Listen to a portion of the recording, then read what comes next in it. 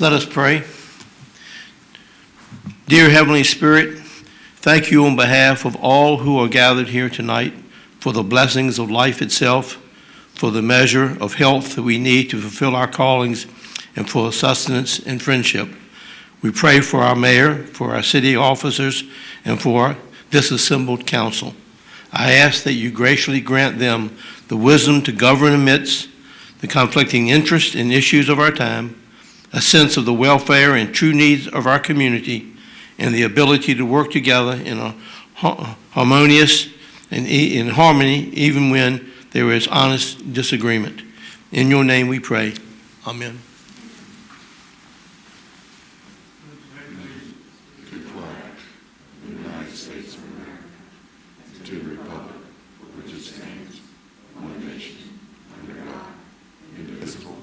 Liberty and justice for all.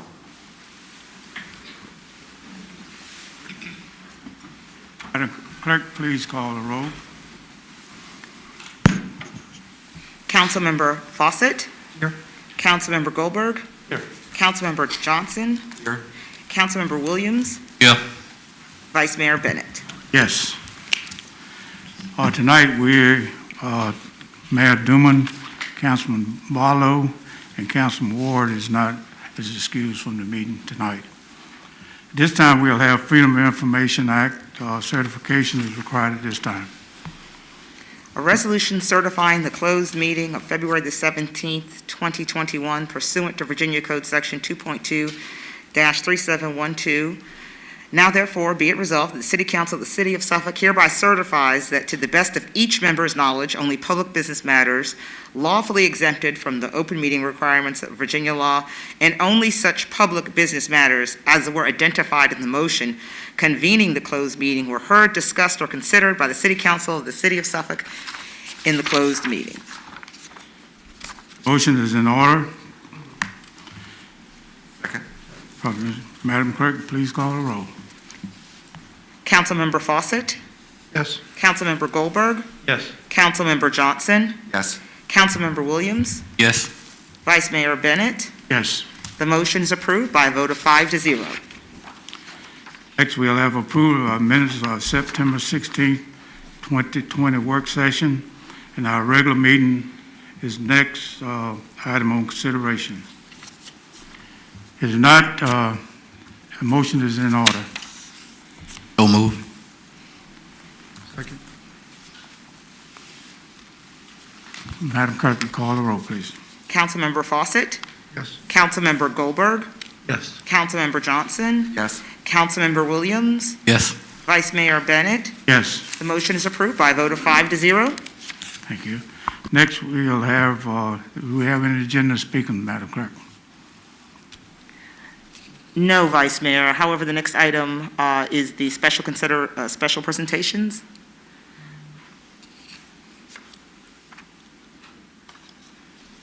Vice Mayor. I'm sorry, yes. Vice Mayor, members of council, as you're aware, the City of Suffolk opened a call center on February 8th, Monday, to assist our residents in the Western Tidewater Health District with information concerning vaccines and also assisting in pre-registering them for vaccines. The City of Suffolk, we do extend our appreciations to the City of Franklin, the counties of Southampton and Isle of Wight for their assistance in staffing the center. Tonight's presentation will be given by Deputy Chief Brian Spicer, who will provide you a status on vaccinations, upcoming vaccine sites, and on the call center itself. Brian. Thank you, Manager. Vice Mayor.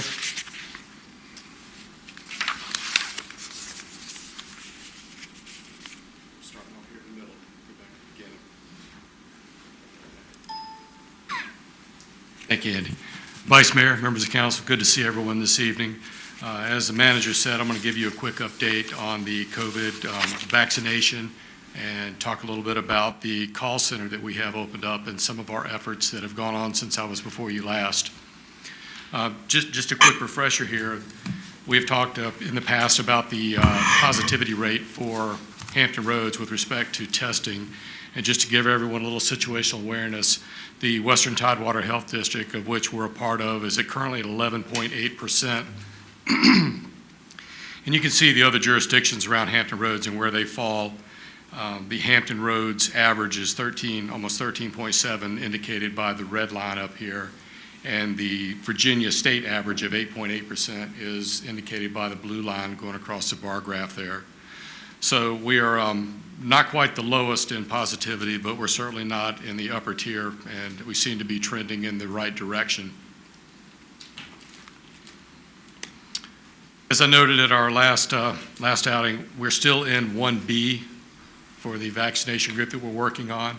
And as I noted before, that represents about 50% of the population of the Commonwealth of Virginia is in that 1A and 1B group.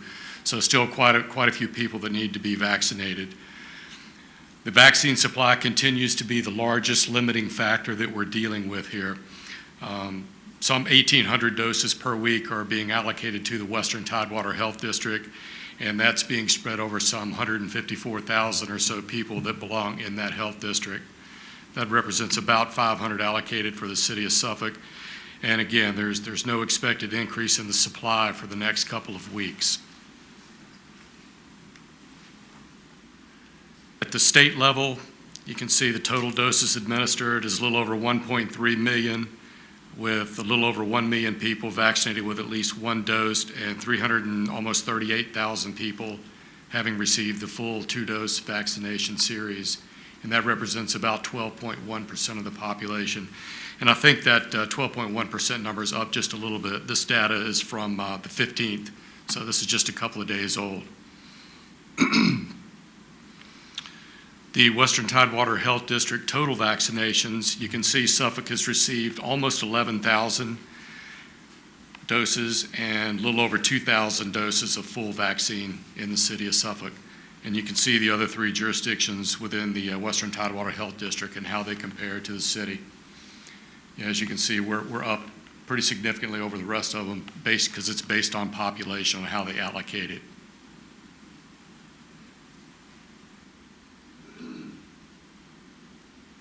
Breaking that down a little further, for the time frame of February 2nd through February 12th, you can see there were almost 1,400 doses that were administered in Suffolk, a little over 500 for Franklin, 730 for Isle of Wight, and 240 for Southampton. Taking that same time frame down to just the city of Suffolk, you can see 58, 120, 33, 44, 1,017, and 120. The smaller numbers that you see here are represented by health department clinics or vaccination clinics that were administered to, like, the fire and rescue department. The 1,017 represents the vaccinations that were administered at the East End Baptist Church clinic that went on the 10th. So where to get your vaccination? We still encourage folks to check with the Western Tidewater Health District and check all of the health clinics or health departments in your city. Check with your workplace, check with your employer. We have a number of pharmacies, Walgreens and CVS are both in the vaccination business now. Check with your primary care physician, check with urgent care facilities, the Department of Defense for those that are active duty, and Veterans Affairs for those that are veterans, are all potential places to acquire your vaccine. It's just a list of upcoming clinics as posted by the Western Tidewater Health District. Most of these, especially the first dose clinics, are full at this time. The second dose ones, if not full, should be filling up pretty quickly, as those are pre-scheduled or pre-arranged for the people who had the first dose at that respective clinic.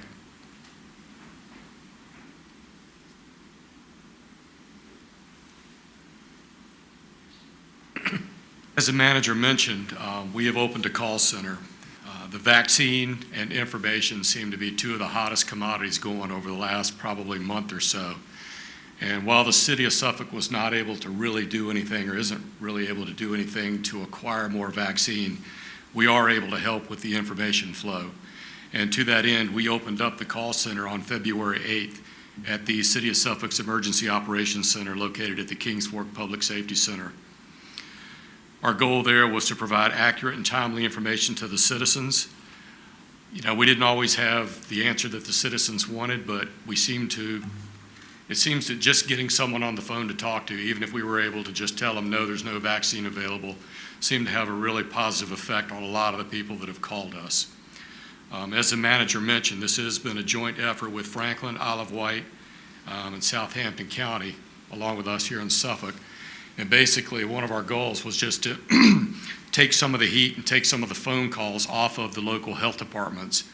You know, we had a point shortly before this happened where the number of incoming calls actually crashed the phone system for the Suffolk Health Department and the city here.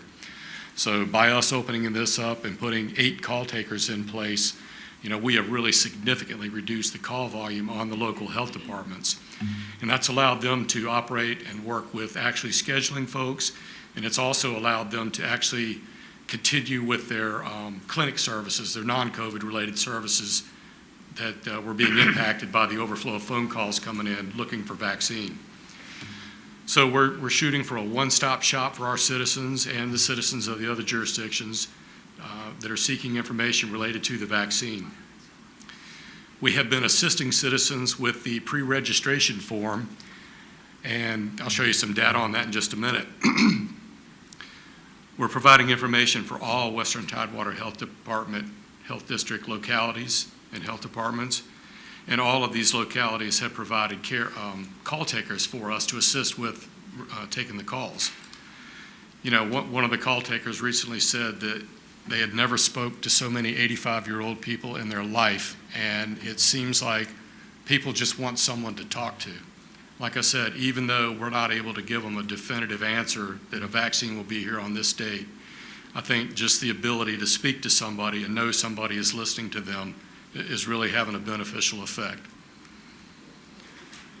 In conjunction with our call center, Ms. Klink's Media and Community Relations Department has really been putting out a great deal of additional information in support of the health department and getting this information out on social media, to the local media, out on our webpage.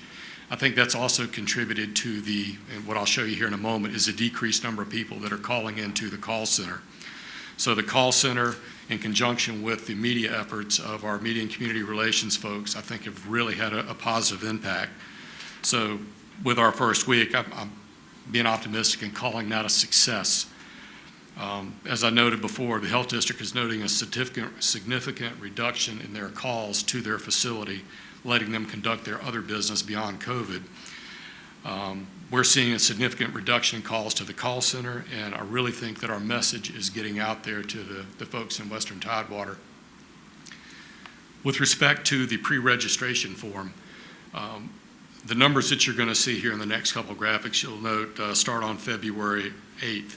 Note that that date and the data for that date is only a half a day because we didn't open until noon on that date.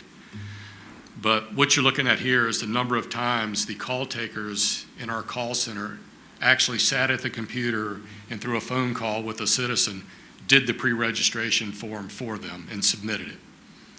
So these are folks who either aren't internet savvy or don't happen to have internet access or just were having trouble working with the form. They just called into the call center, and the great people we have in that call center are just actually getting them through it.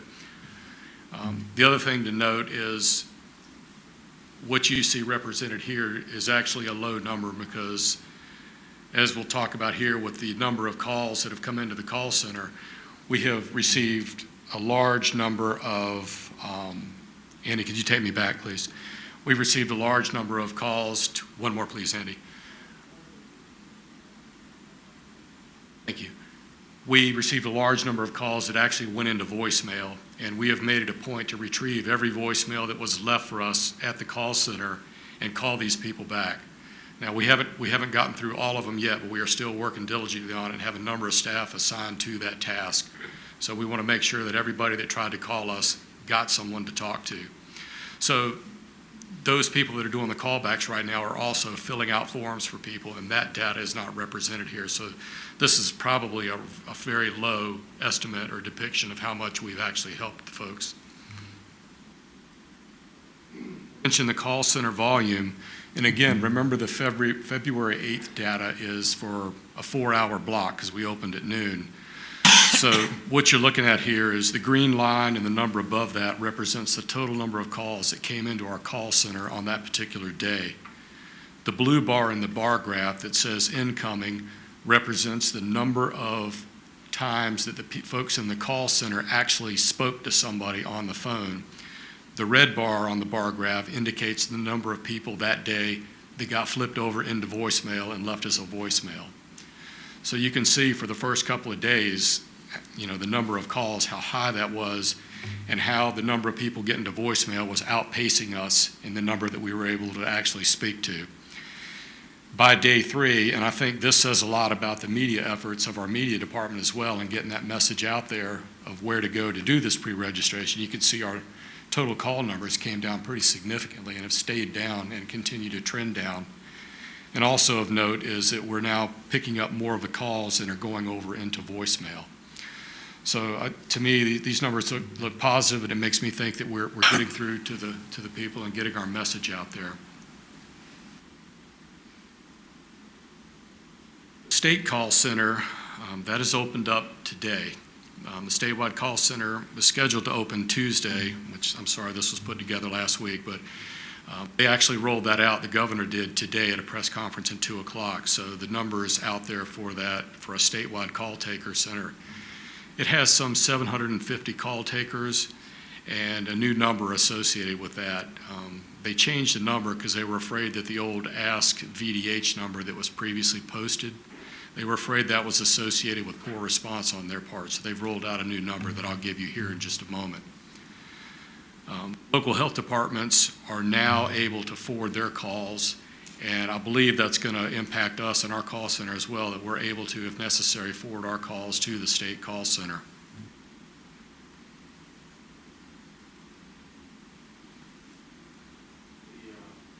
The state also mandated that effective this past Friday, all the pre-registration process at the local level, all of that I showed you a moment ago, was to cease. So that had to stop Friday at 5 o'clock as the state collected all of that data out of that database and imported that into their new database. The phone number and the link to the new pre-registration process is open and is available now. And again, I'll get you that here in just a minute. Local health districts are now able to pull data from the state center. So anyone who is previously registered with us in our call center, their information according to the state has been drafted out of that and brought into the state call center site. If you call the state call center and do the pre-registration process, the local health department should be able to reach up into there and bring that data, your information, back down to the local level.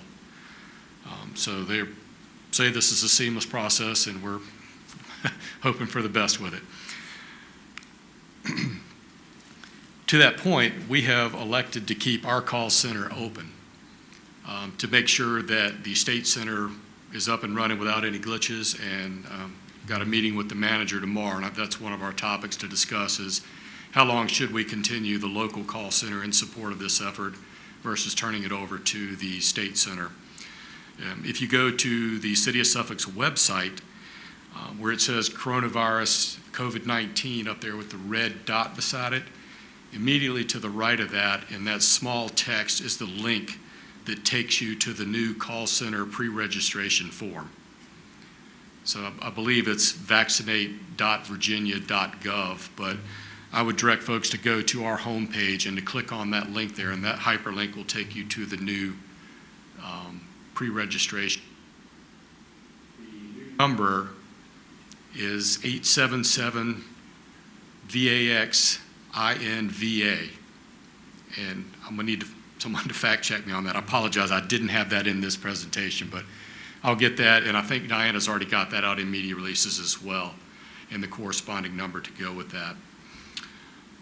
So with that said, as I said, our call center remains open at 514-4570 for anyone who'd like to call in to us. You can get to our information at suffolkva.us. And with that, again, remember, wear your mask, wash your hands, and observe social distancing the best you can.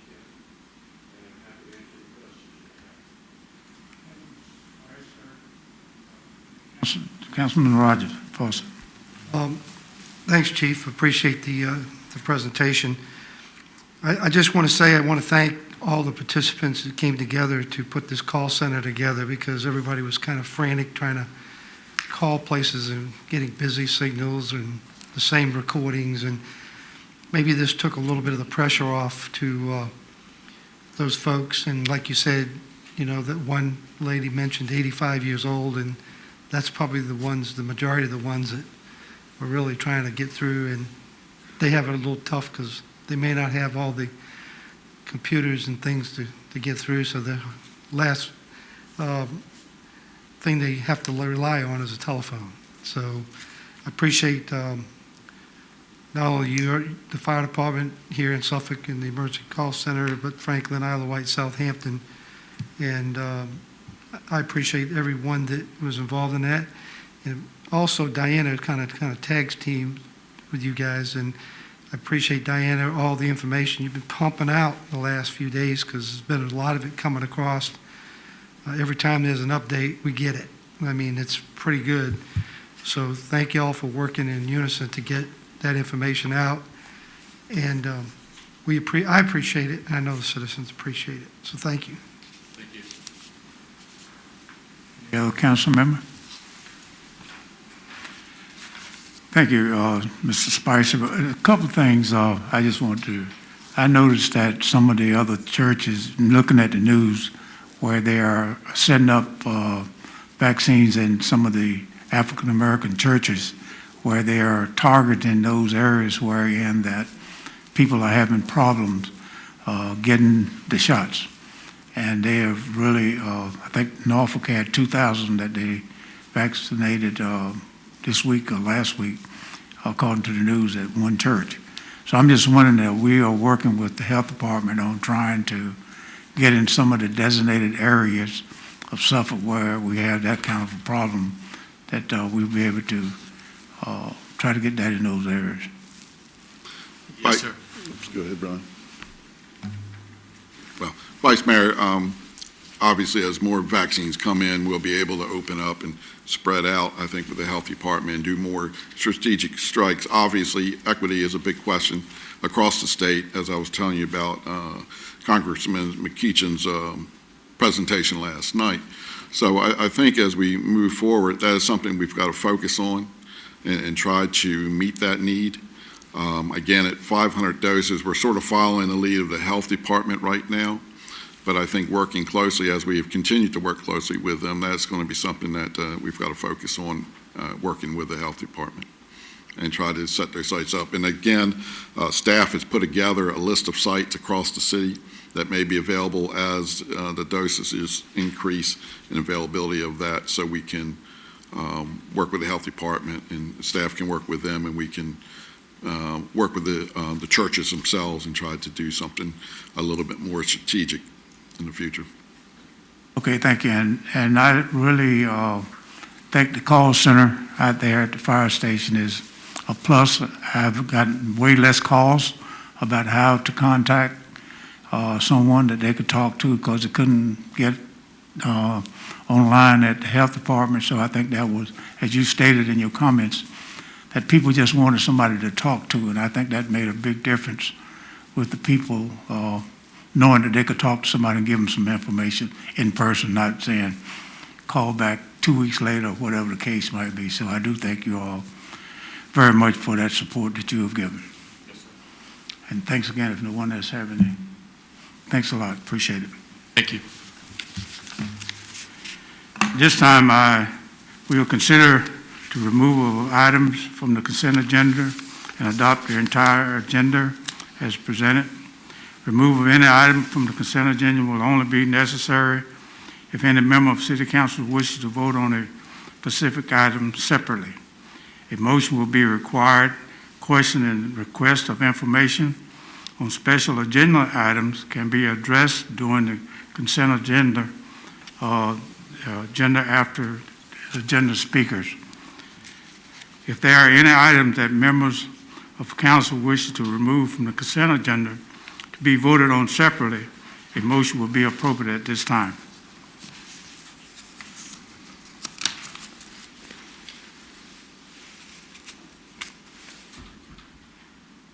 not, a motion is to adopt the entire agenda as presented will be appropriate at this time. It's been properly moved and second. Madam Clerk, call the roll, Just for please. verification, can I get clarity on who offered the second, please? Councilman Fawcett and Councilman Thank Goldberg. Thank you very much. Councilmember Fawcett? Yes. Councilmember Goldberg? Yes. Councilmember Johnson? Yes. Councilmember Williams? Yes. Vice Mayor Bennett? Yes. The motion is approved by a vote of 5-0. Madam Clerk, is there any agenda speakers? No, Vice Mayor Bennett. Madam Clerk, will you please present the items for consideration? Item number 7, an ordinance to accept and appropriate a V-Stop reduction in domestic violence grant from the Virginia Department of Criminal Justice Services.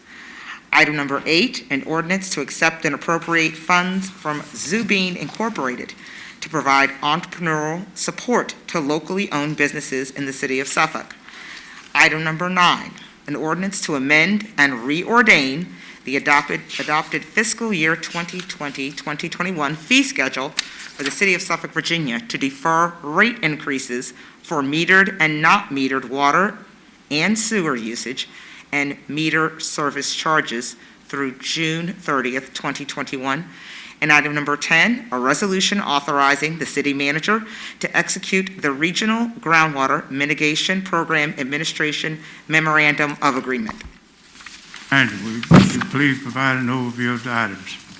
Yes, Vice Mayor, members of council. Item 7, the city has received $56,650 in funding from the Virginia Department of Criminal Justice Services in support of the Violence Against Women Reduction and Domestic Violence Program.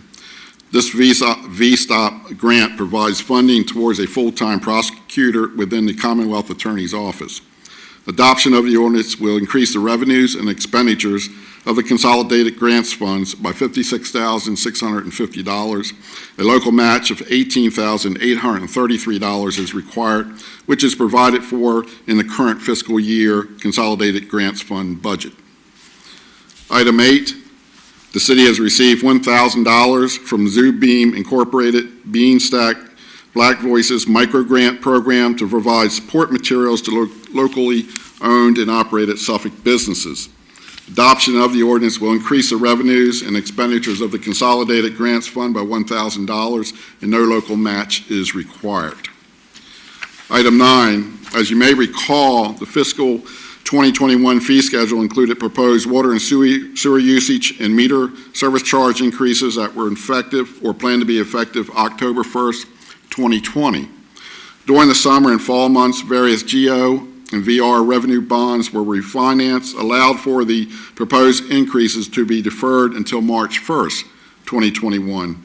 Staff has reviewed the utility fund revenues received to date for FY 2021, which has shown a very positive revenue stream related to new system connections, and have determined that any rate increases would be deferred until June 30th, or really July 1st, 2021.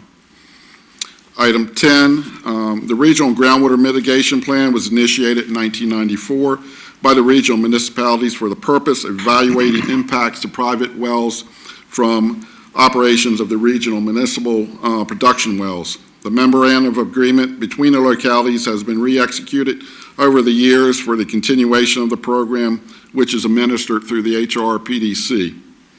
Adoption of this resolution will authorize the city manager to execute the MOU to allow the program to continue through December 31st, 2025. The staff recommends adoption of the resolution. If there are no questions about the items, a motion is in order to approve the consent agenda as presented. What's the pleasure of council? Move for Councilman approval. Goldberg. Councilman Fawcett. Second Donnie's motion. Properly moved in second. Madam Clerk, we call the roll, please. Councilmember Fawcett?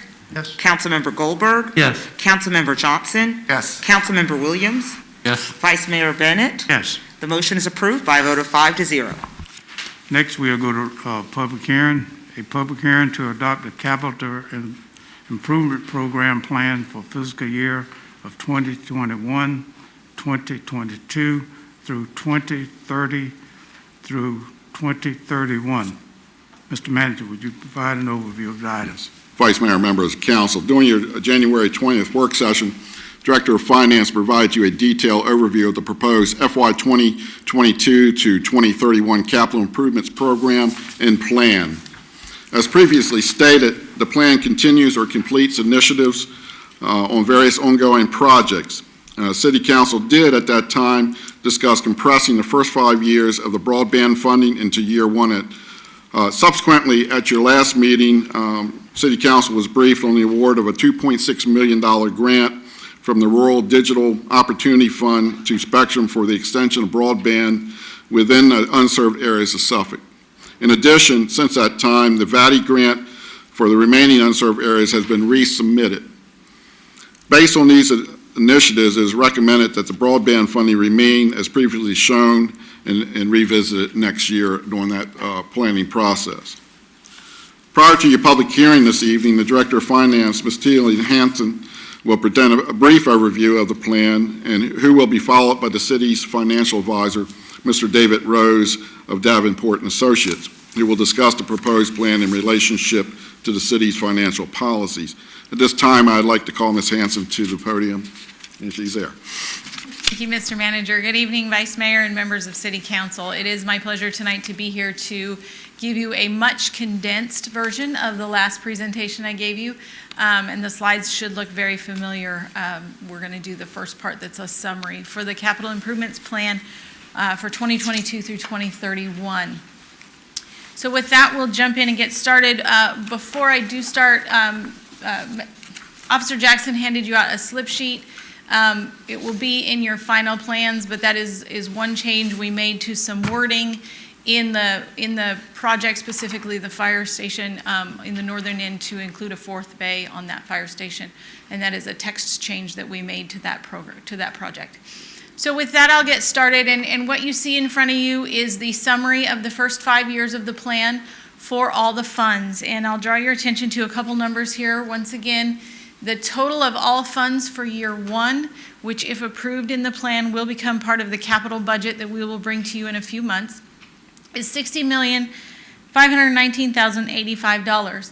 That includes all projects for public utilities, fleet, stormwater, transit fund, information technology, and our general government fund, which, as you're aware, covers all of our projects for Parks and Rec, for public safety, for transportation, for village and neighborhoods, as well as capital maintenance and our public buildings and facilities.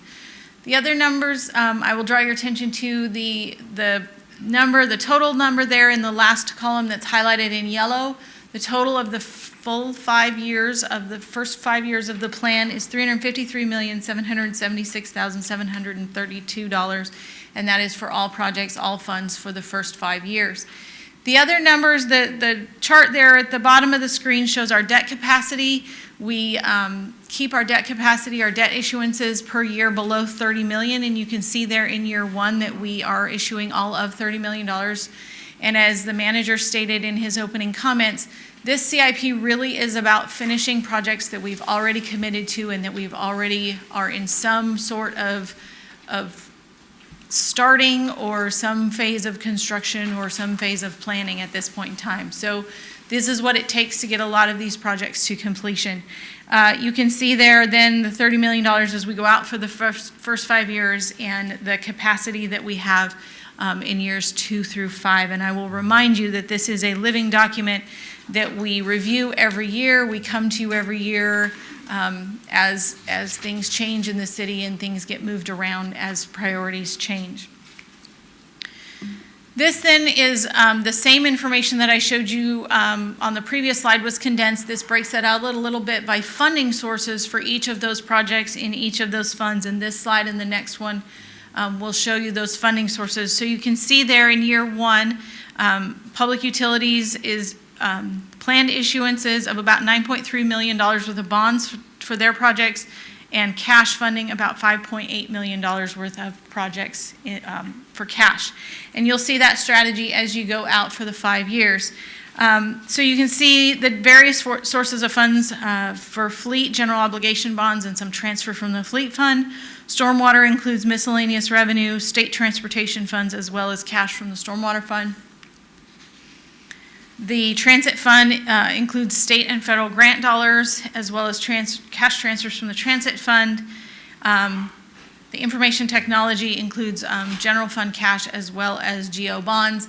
And the general government, where we have the most variety of funding sources here, we've got state transportation dollars, state and federal grant funds, transfers from the general fund, transfers from the road maintenance fund, as well as general obligation bonds. And those totals will match the totals that we just talked about on the previous couple of slides.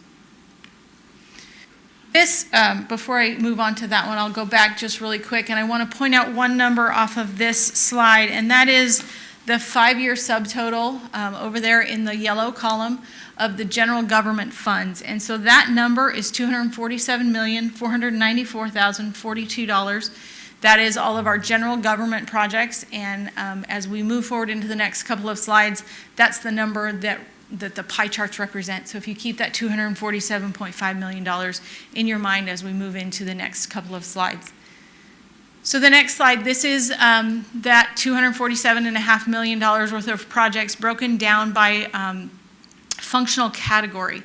So you can see that transportation projects take up about 47% of the total projects, public education 23%, public buildings and facilities at 12%, public safety at 9%, village and neighborhoods at 5%, and parks and recreation at 4%. As we move into the next slide, you're going to see the breakdown of revenue sources for that $247.5 million. 57% of that will be funded by general obligation bonds, 32% by state or federal or other sources of funding, and the general fund, that is our cash, that's our pay-go policy, will cover 12% of those projects.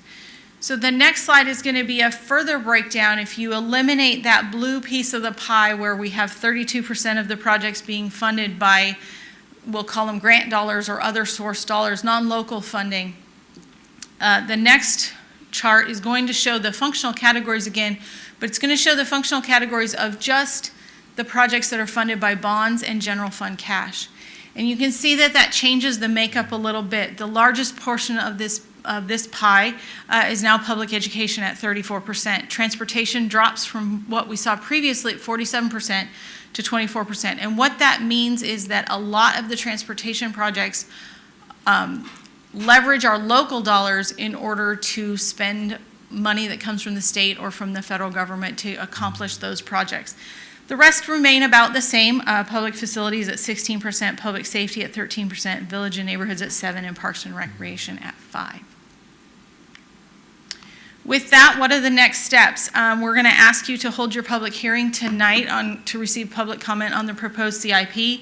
We're asking at the conclusion of your public hearing to adopt a resolution to approve the fiscal year 2022 through 2031 CIP, the Capital Improvements Plan. And once that is approved, the year one of those projects will become part of the capital budget that we bring to you with the operating budget here in the next couple of months. With that, I am going to turn the microphone and I will ask Andy to pull up the slide deck for David's presentation. David Rose, our financial advisor with Davenport & Company, is here, and he's going to give an overview of how this plan fits into all of our general policies and where we are as a city from a financial standpoint. At the conclusion of his remarks, we would ask that you hold your public hearing, and certainly at the conclusion of the public hearing, myself, David, as well as the department heads that have projects within the CIP are all here to answer any questions that you may have.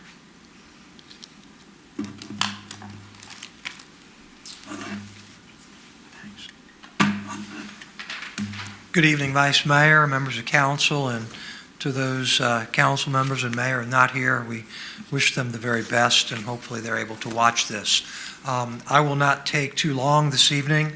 I think it's safe to say that the information I'd like to share continues the positive news that you have been accustomed to thanks to your leadership over the last several years, although it's of course been tested greatly by the COVID pandemic that none of us could have foreseen just a year ago at this time. With that being said, it is positive in this very negative environment that the fiscal year results in 2020 were better than had hoped for. And as a result of that, I think a lot of the things that council and the staff did, particularly in that last quarter of the year, is part of those reasons. With all of that said, back in last summer, we went to the credit rating agencies and had all three of our ratings at AAA, the highest possible, affirmed. And you'll see in a few moments some of the comments that they made. Again, I think they are all very positive, and some are a little bit cautious, and as a result of that, that's why Ms. Hanson talked about that strict desk capacity and making sure that we keep within that level of that roughly $30 million per year over the next 5 years, which is planning to be done. You may recall that when we went to the rating agencies last summer, that was getting ready for what was a new money issue of roughly $28 million, which we did successfully and at an all-in interest rate of roughly 1.5%, which was considerably lower than any of our estimates and stays lower than any of the estimates that we make when you'll see some of the assumptions that we have for the next several years. So all of that was allowing us to not only do the new money, but refund a significant amount of debt just for savings purposes. And that last bullet there attests to the fact that we saved close to $15 million of interest simply because we were able to demonstrate that we are an excellent credit, and at the same time, we were taking advantage of the overall positive interest rate environment. So a couple more things with regard to why I'm here tonight. In giving you this update, we wanted to give you a sense of where we've both been and where we're hoping to go over the next few months. And that includes taking a look at, once again, your city financial policies. I will tell you right up front, we remain well within those policies, but again, the plan is to not stray from that, and you'll see that in a few moments as part of the overall CIP. We will stay within those policies. The second point here is to make sure that we also update and review those, and we're going to do that over the next several months. We're also going to be talking about water and sewer funding, which we typically do following the capital program for general obligation in the summertime. That should stay on track. And then finally, again, any next steps that will be done with regard to scheduling, I'll go over. So I mentioned a few moments ago that we were affirmed by all three of the national rating agencies, Moody's, Standard & Poor's, and Fitch. And you can just see here some of their commentary. It's interesting, not all of them view things exactly the same. You'll notice here that Moody's, again, talks about you having a slightly higher than above average debt burden, whereas in a moment or two, the folks at Fitch actually view your debt burden as being slightly under the average. So again, they look at it a little differently, but I think the important thing is the reason why all of those agencies have you at AAA is because they talk about how well managed you are. All of them cite that up in the credit strengths, and they use their words, carefully managed financial position, healthy reserves, and liquidity. There's nothing in any of this to change that, and we want to make sure we continue to do that. They view you, again, here at Moody's, like others, as having very solid reserves, strong budget management, being conservative is their words, and again, formal fiscal policies, which go without saying you continue to follow. Standard & Poor's, you could see these are their words. We just give you a little bit of the sense of it. The strong economy in spite of the COVID, they tend to look beyond what happens in a few moments or a few months' time, and they look at the broader last several years, where they think you are positioned, where they see you going. And again, that's why they come up with their view of a strong economy, very strong management, again, adequate budgetary performance, budgetary flexibility that's strong, strong liquidity. Again, and you see in their case, adequate debt and contingency liabilities. And then what they mean by the very strong institutional framework, the way they look at Virginia and this city in particular, you have flexibility from their perspective to make changes. And you did that, again, in the form of adjustments as necessary in the latter part of the fiscal year, which is why, in part, you ended up in a solid position. Fitch, the last folks, again, they had their commentary. You can see that. I won't belabor it by reading it. But again, they can see here, their comment, for example, is debt and net pensions, they say, are at the low end of the moderate range. So that's, again, a solid position to be in. There's no way to go above AAA. That's the highest you can be. But again, they're cautionary things of what can go lower, and that is if we don't continue to adhere to the kinds of planning and the kinds of reserves that you have done. There's no reason to believe you won't do that. But again, we always want to be cautious. You know, one of the nice things about being AAA is it puts us in that lofty position. One of the not so nice things is it puts us in a lofty expectation. So again, I think it's better to be in that position. But once again, we don't take it for granted, and the staff works very hard to make sure that we keep on that trajectory. So, I mentioned a few moments ago, financial policy guidelines. They are indeed the cornerstone of the financial results that have been very strong. One of the policies that you increased just a couple of years ago that we're going to further look at is your unassigned fund balance. It's your rainy day fund, if you would, and that has been a strength. You've done a very good job of that. We're going to take a look at that a little closer. It's premature to have anything for the moment, but we are going to continue to look at that. Again, it's been a couple of years. On top of that, we also know that tends to be the single most dominant element of credit ratings, and so we want to be especially careful that we are looking at that closely, particularly in this environment. So with that said, you can just see graphically, back in 2018, we upped it to a 15% level, but you'll notice that we have been consistently above 20%. And that is, again, where we like to be. And so we will talk some more about that at the right time with the staff, and the staff then with y'all to take a look at that over the next couple of months. Next thing here is that CIP, we look at this, yes, at the 10 years, but in reality, we break it down into the next 5 years. We have always done that, and frankly, because it is difficult to go out 10 years and look at debt capacity and what have you. But as Ms. Hanson said, this is a living document. Year to year, we look at that, we check it against key assumptions that we've made and what other things that have happened. But I think the takeaway here is that over the next 5 years, those GO bonds are going to be at or below 30 million. That is the plan. So we stay within that debt capacity. It is possible that debt capacity could go higher than an average of 30 million. But again, we want to be careful. We want to be cautious.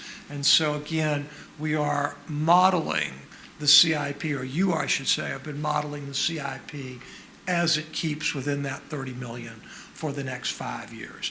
And for those who maybe are listening in, or those that are not as familiar, When we look back at the last 5-year CIP in the last decade, we've kept in the $20 million range in that. So we have basically been able to keep it within the boundaries. And as a result of that, what you're going to see here in the next couple of pages is the fact that we've been able to then keep a very steady state, if you would, on the two key debt ratios that you created and approved and that we carefully monitor. This first ratio is what we call the credit card, debt service to expenditures. It's a nice way of saying how many pennies per dollar do you make sure you don't go above when it comes to your debt. So for us, we basically have, think of it this way, 10% or 10 cents on every dollar we keep at the maximum for debt service. For those that are fortunate, for example, to own a home and have a mortgage, typically mortgage companies will say you want to make sure that your overall mortgage is not more than about 28% of your overall monthly income. For us, we're a lot more conservative than that. We're about 10% of that, if you want to think about it, annual income. And in this instance, when we layer in the next 5 years of the CIP, that's the yellow there, and then layering in some of the IT, which you can barely make out because relatively speaking, it's a much smaller amount, but it's almost that tan color.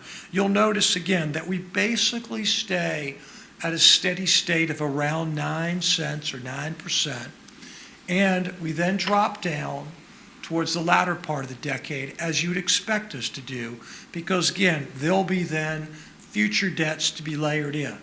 Now, I'll point out that yellow presupposes that the interest rates are going to be considerably higher than borrowing at 1.5 or 2%. We hope we can stay in that range, but if not, this is part of the, if you want to call it the conservatism we put in, which is to assume that rates are between 4 and 5% in those out years.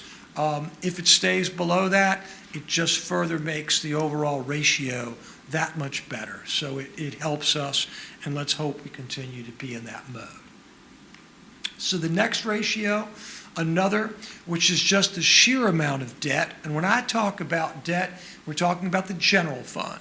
You know that the utility enterprise fund is what we call self-supporting. That's because it only is funded from user fees. Those that actually benefit from the utility system are those that pay for the operations and pay for that debt service. And as a result, that is separate and distinct from these ratios. And that's the way you want it to be. It's been that way. That's what we call a best practice. And again, you've adhered to that for years. So finally here, the only other comment I'd make is you'll notice we stay in a steady state, and that's where we want to be, and then we drop down, which is where we want to be. So again, we can layer in additional debt that inevitably will happen with regard to subsequent years. So almost done here, just the next steps that I mentioned. Here we are in mid-February to give that update. We will, with your blessing, over the course of the balance of the winter and into the springtime, help to refine all of this. And then as you adopt your budget come the springtime, we will then go from there, as we've typically done, into the summer and meet once again. It may be virtual, as it's been, with the credit agencies. I would point out that we would like to try to get them to come and visit Suffolk. We always think that is particularly strong. Nothing like seeing it on the ground. Probably won't happen this summer. Probably will get punted for another year, or maybe they'll come in an off cycle.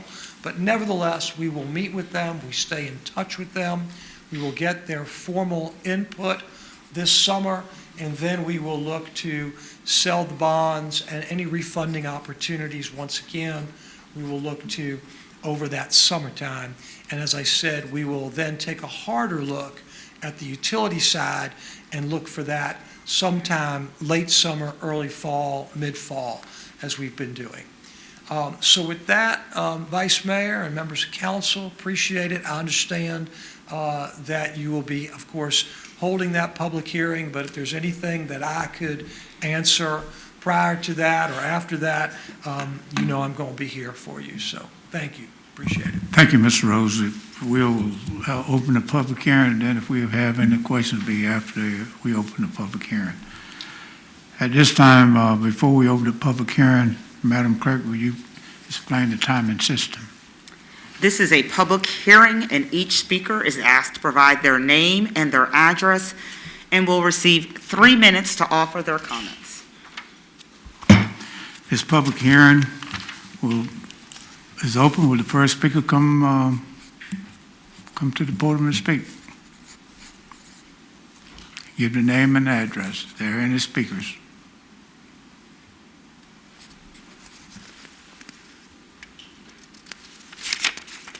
Are there any speakers in the vestibule?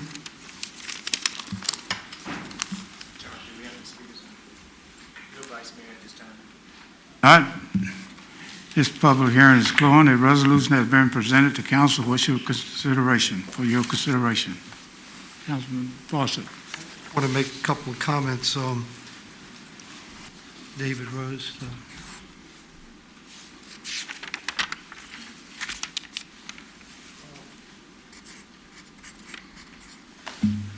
Yes, David, Council. as always, I appreciate you coming to Suffolk, and you've done a fantastic job with us here. We got a pretty robust capital improvements project, as you've seen. You've probably seen this. You know, we've been fortunate enough to be able to borrow money at a pretty good rate, 1.5%, which I think things are going to go the other way here shortly. There's some indicators out there that could force that in a different direction, which could make things a little difficult, you know, and have to pay a little more. Bumping up against this $30 million, this GAO bond versus the CIP, where are we in relation? Am I asking the right question here? Are we close to bumping up against that $30 million, or I want to be able to see that $30 million decline in the next few years so we have a little more wiggle room? Is that something that we might be able to see? Well, let me just say this. So I mentioned it very briefly, but when we started working with you, probably some 14 or so years ago, maybe, something like that, you, of course, instituted those 5-year rolling living CIPs, as Thielen indicated.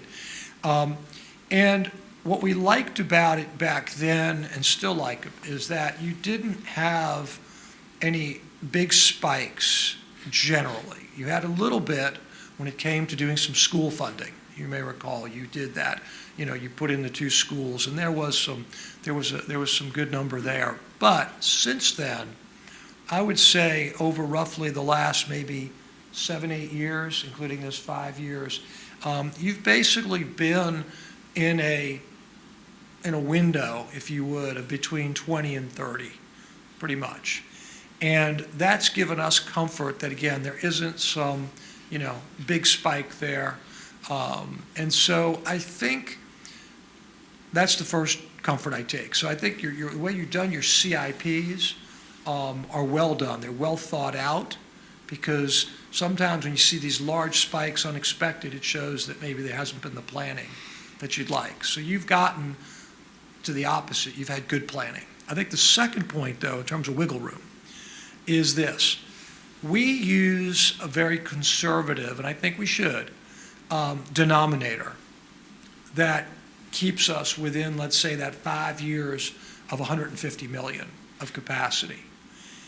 If we get back to the pre-COVID world of the kind of robust growth that you've seen, it's very probable that that will be higher over a 5-year period than 150 million.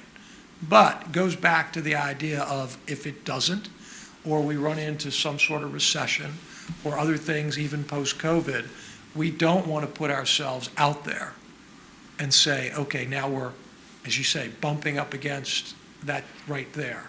So I think there's a happy median in all of this, and I feel like the beauty of the way you do it is that, as Ms. Hanson said, a lot of these projects that you're borrowing for are what we'll call cleanup projects, finishing things. So I think that positions you nicely for a year from now, where hopefully we're not wearing masks, and hopefully we're talking about having gotten through this.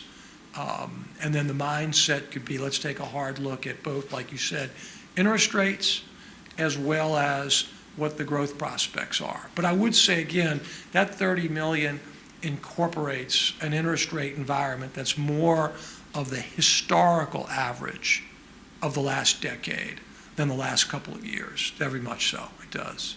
You know, we're just starting off, and this is always the toughest part of the season, because we're coming from CIP going into budget here very shortly. So, you know,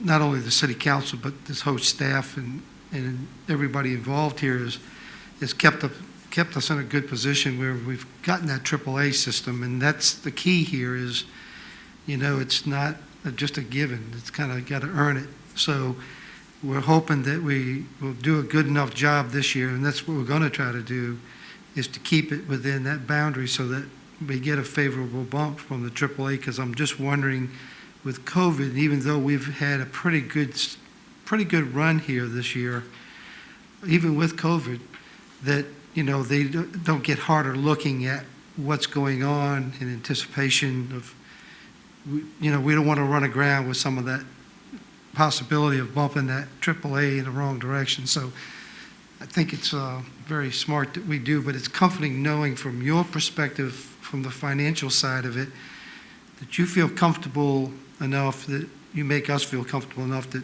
what we've put together here as a city is workable. And that's where I like to be comfortable. I don't want someone to tell me something I want to know. I want to know the facts. But I appreciate what you're telling us. I appreciate each and every time you come here. I appreciate what you've done in the savings of our, you know, refis and so on and so forth. Couldn't ask for anything better. So we'll see how the CIP comes out, and we'll get ready to ramp up for budget time. So I'm sure we'll see you again before this is over with. So thank you, David. Thank you, Council. The other council member have any discussion? If not, a motion would be in order. So moved. Second, Councilman Goldberg. Madam Clerk, call the roll, please. Councilmember Fawcett, Yes. Councilmember Goldberg, Yes. Councilmember Johnson, Yes. Councilmember Williams, Yes. Vice Mayor Bennett. Yes. The motion is approved by a vote of 5-0. Next public hearing, an ordinance to authorize the acquisition of temporary construction easement either by agreement or condemnation for Elwood Road, Route 613, over Kingsale Swamp Structure, Asterisk 8016 Bridge Replacement Project. Mr. Manager. Yes, Vice Mayor, members of council, at this time I'd like to call Mr. L.J. Hanson, Director of Public Works, to the podium to provide the staff a report on this item.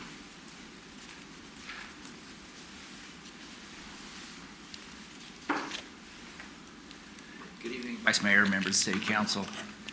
This afternoon, I gave you an overview of several bridge projects. This is a follow-up public hearing for the Elwood Road Bridge Replacement Project.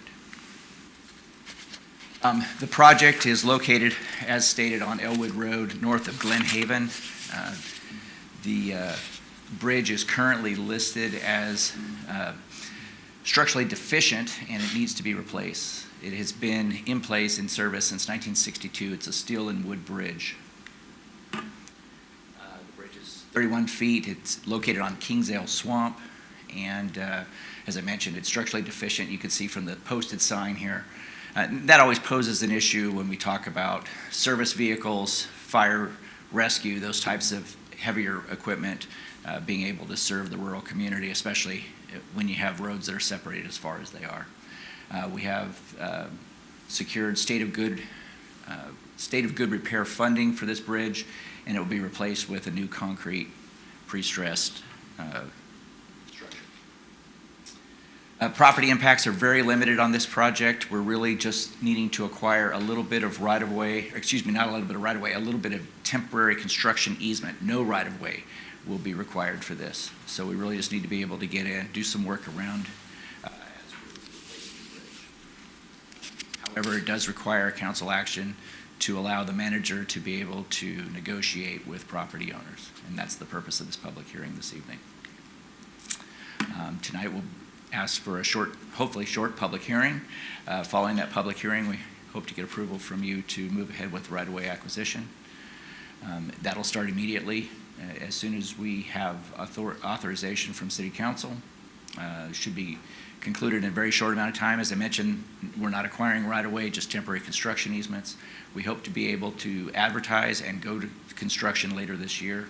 And if you recall from this earlier, from my earlier presentation, we expect the duration of the construction to last about 9 months on this project. I am available for any questions following the public hearing. Thank you. Before we open the public hearing, Madam Clerk, please explain the timing system. This is a public hearing, and each speaker is asked to provide their name, their address, and they will receive 3 minutes to offer their comments. This is a public hearing. Will the first speaker please come forward, provide their name and address?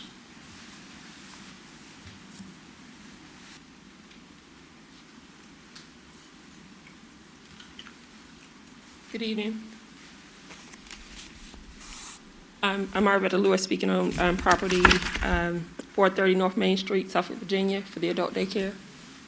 Roll. Ma'am, you had the wrong public hearing. This is probably for the second one. We will call you when that time comes. Okay, this is the wrong one? Yes. Okay, thank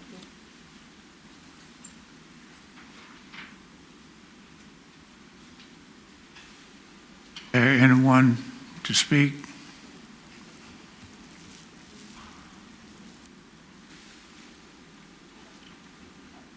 Basically, I think that's it. Hearing no additional speakers, this public hearing is now closed.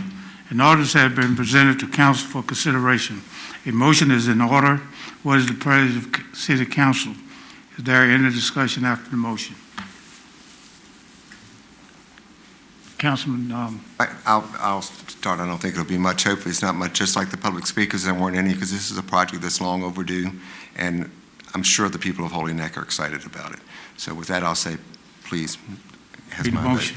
I make a motion. Councilman Williams, second the motion. Madam Clerk, will you call the roll, please? Councilmember Fawcett? Yes. Councilmember Goldberg? Yes. Councilmember Johnson? Yes. Councilmember Williams? Yes. Vice Mayor Bennett? Yes. The motion is approved by a vote of 5-0. The next public hearing is an ordinance to grant a conditional use permit to establish an adult daycare center on property located at 430 North Main Street, zoning map 34G11A, partial 137, account number 352162000, CUP 2020-021. Mr. Manager, please provide an overview of the item. Yes. Vice Mayor, members of council, Mr. David Hanley, Director of Planning and Community Development, will give you the staff report for this item.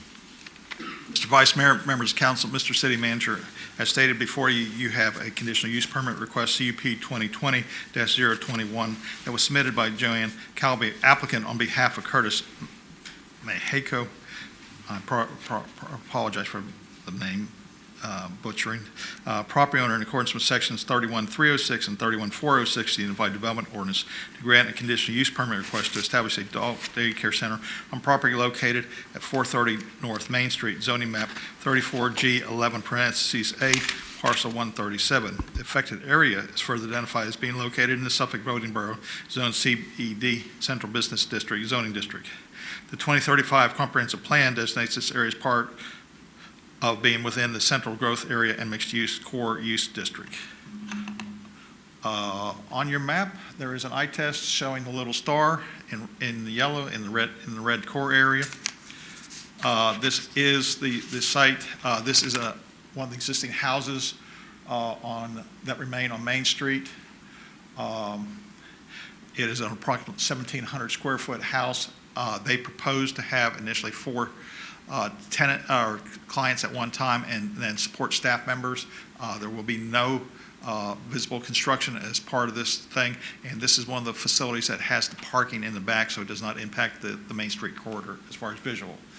This shows the driveway going to the back and the parking area in the back of the structure. At the Planning Commission meeting on January 19th, they recommended 8-0 in favor of this request. I stand to answer any questions at the termination of the public hearing. Thank you, Mr. Hanley. Before we open the public hearing, Madam Clerk, please explain the timing system. This is a public hearing, and each speaker is asked to provide their name and their address. We will have a 10-minute period for the proponents, a 15-minute period for those in opposition, and then an additional 5 minutes for rebuttal. This is a public hearing. Will the first speaker please come forward and provide your name and address?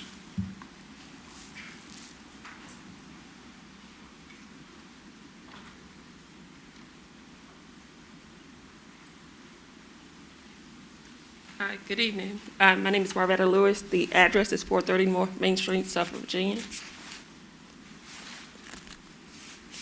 I'm speaking on behalf of the Heavenly Angels Healthcare Center. The property will be utilized for the adult daycare center to provide and coordinate program of professional and compassionate service for adults in the community. Based on our group setting, it's going to be a non-residential facility that's designed to support the health, nutritional, and social daily activities for the adults in our city. As stated before, our staff will consist of an RN, an LPN, a PCA, and an office administrator. We'll do light lunch, snacks, and professional activities throughout our day. Are there any additional questions in reference to the adult daycare center proposal? No. We just take your comments and we'll act on it later, ma'am. Thank you. All right, thank you, sir. Are there any other speakers?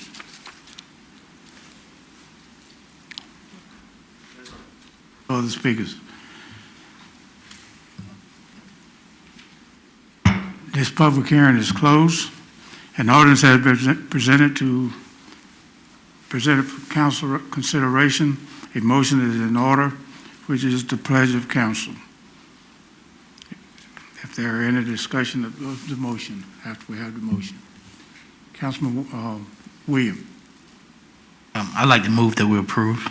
Councilman Goldberg. Second. It's been properly moved and second. Madam Clerk, please call the roll. Councilmember Fawcett? Yes. Councilmember Goldberg? Yes. Councilmember Johnson? Yes. Councilmember Williams? Yes. Vice Mayor Bennett? Yes. The motion is approved by a vote of 5-0. Next public hearing is in order to grant a conditional use permit to establish a daycare family day home, 5 to 12 children on property located at 409 Keaton Way, zoning map 25G, parcel 4, star 197, account number 2532911100, CUP 2020-025. Mr. Manager, please provide Vice an Mayor, overview. members of council, Mr. Hanley would give the staff report on this item also. Thank you. Mr. Vice Mayor, members of council, Mr. City Manager, as stated before you, you have a conditional use permit request, CUP 2020-025, that was submitted by Diva and Dana Stith, applicant and property owner, in accordance with sections 31306 and 31406 of the Unified Development Ordinance, to grant a conditional use permit request to establish a family daycare home, 5 to 12 children, on property located at 409 Keaton Way, zoning map 25G, parcel 4, or section 4, parcel 197. The affected area is further identified as being located in the Chuckatuck Voting Borough, Zone PD, Planned Development Overlay District. The 2035 Comprehensive Plan designates this area as part of the Suburban Use District. As shown on the map, you can see the star located in the green area, which is the Suburban Use District. This is located in there, and you can see Keaton Way in the center of the slide. It's on a cul-de-sac in that cluster. This is a copy of the house plan. This is, if you approve this, this is the first step. They have to go to social services to get actual final approval on the number of children that will be held in this facility. This is part of the facility that's developed and that will be utilized for the daycare facility. They are seeking to go to the maximum 12 with your approval, and as I stated, social services would have the final say on the 12. There is a swimming pool in the backyard. The swimming pool the backyard is fenced and meets the requirements. There was a split vote that I'll get to on Planning Commission, and the swimming pool was some of the concern that they had regarding the use on the site. But the applicant can address that. That ladder is removable regarding the site, and it is secured otherwise. And they are proposing to put a pool protective device around the pool. This shows the facility with the fenced backyard and the swimming pool shown on the site. As I stated, there was a mixed vote with the Planning Commission, but they did recommend 5-3 in favor of the request by this body. I stand to answer any questions at the termination of the public hearing. Madam Clerk, would you explain the timing system? This is a public hearing, and each speaker is asked to provide their name and their address. We will have a 10-minute period for the proponents, a 15-minute period for those in opposition, and then an additional 5 minutes for rebuttal. This is a public hearing. Will the first speaker please come forward and provide your name and address? Good evening, Vice Mayor and City Council. My name is Diva Stift, and I reside on 409 Keaton Way, Suffolk. My goal is to open an in-home daycare in Berkshire's Meadow for our community and provide exceptional care to the children and their family. This past year has been very difficult for parents and children, which gives me more of a reason to start my dream early. According to Virginia Department of Social Services, I am allowed up to 12 children in my home, but there's a ratio that I still have to abide by. So with that ratio, I'm not asking for 12 children. I would love to have 12 children, but I'm not asking for 12 children because, like I said, I have to abide by the Virginia Department of Social Services ratio, which is 16 points. Each person gets 16 points. So for myself, I would get 16 points. And if I go over those 16 points, then I would have to get an assistant. And with me having 3 children of my own, that already put me at 6 points, which only leaves me with 10 points left. So that I probably won't be able to get no more than about 3 or 4 children. So the parents would drop the children off in the morning parking in my driveway or along the street. It should take no longer than 3 to 5 minutes for children to get out the vehicle following the COVID safety guidelines such as mask and sanitizer before entering. A nutritious meal and snack will be provided to meet the needs of their rapidly growing bodies and mind. They will also benefit from the activities and learning games offered in my daycare. Now, the trampoline is not permitted. The kids are not allowed to play on the trampoline. Now, the swimming pool, we are allowed to have the swimming pool. I just don't plan on using the swimming pool. And close to the summertime when I do plan on opening, I did want to open around March time, but because they were so backed up, I know I won't be able to open next month. But by the time the children come, if I'm approved, the fence around the swimming pool that Mr. David showed on the screen there will be up. I've already purchased it and everything. Let's see, I'm sorry. Yeah, I won't be allowed, I won't be using the, so like I said, you know, I would have to get some assistant if I did want to get more than the 12 children or whatever. But, you know, my plan is to make sure the children are going to be safe, which is why I'm putting the fence around the swimming pool, not using under the trampoline. I'm trying to go through I'm going through everything the right way with of course coming here first, and because I don't want to get into any type of trouble. So So that's what I do plan on doing with that. And to close it out, I wanted to say, you know, many changes are happening among us, and I would like to lighten up the load. And just as I served my country, I would love to serve my community as well. So, thank you. Thank you. Any other speakers?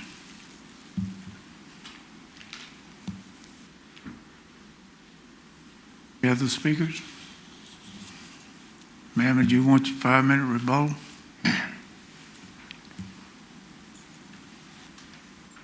Not, this public hearing is closed. An ordinance has been presented for council consideration. A motion is in order. What is the pleasure of the city council? Is there any discussion? Mr. Hanley, please. The CUP, have we ever allowed a daycare center in a home with a pool? In your To my memory, no, but Okay. they are not, as she stated, social. Why are they not prohibited by social services?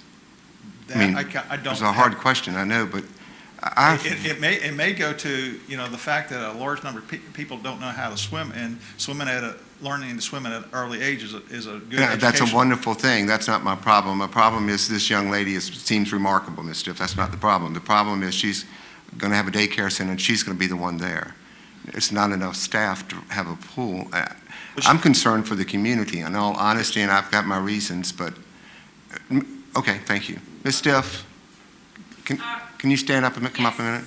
If you don't mind me asking, can I ask you a question?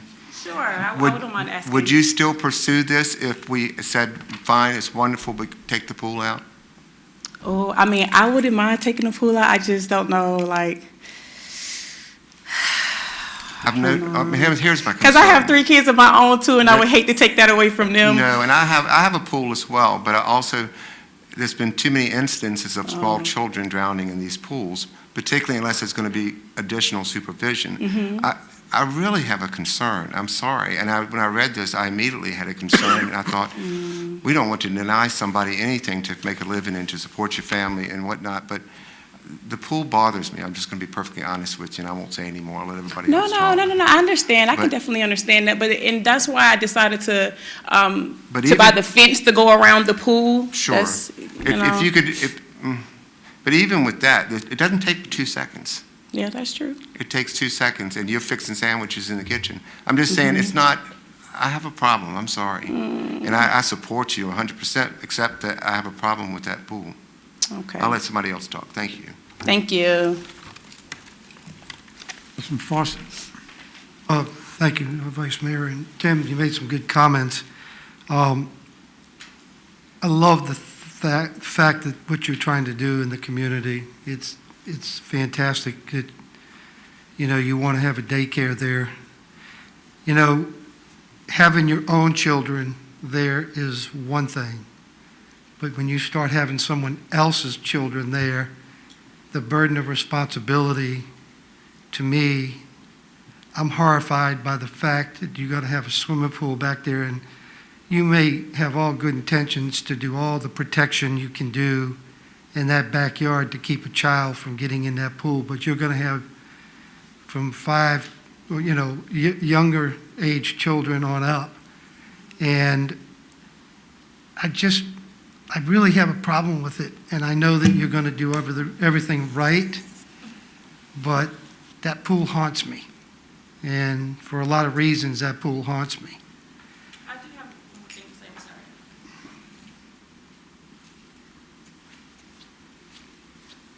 I got to make sure I get all of it out, guys, before I go home, if you don't mind. Now, with the swimming pool, I mean, that would concern me too. I am a mom first, but I did speak with one of my neighbors as well. She, her child is around my age, about 25-ish, and she works at the, what is it called, the YMCA and the safe zone and stuff for the children, so she's definitely qualified to work. And she did tell me once I got started that she wouldn't mind coming over helping me, and she lives literally right beside me. So, I mean, I don't know if that counts worth anything, Well- but I would have some type of assistance if I.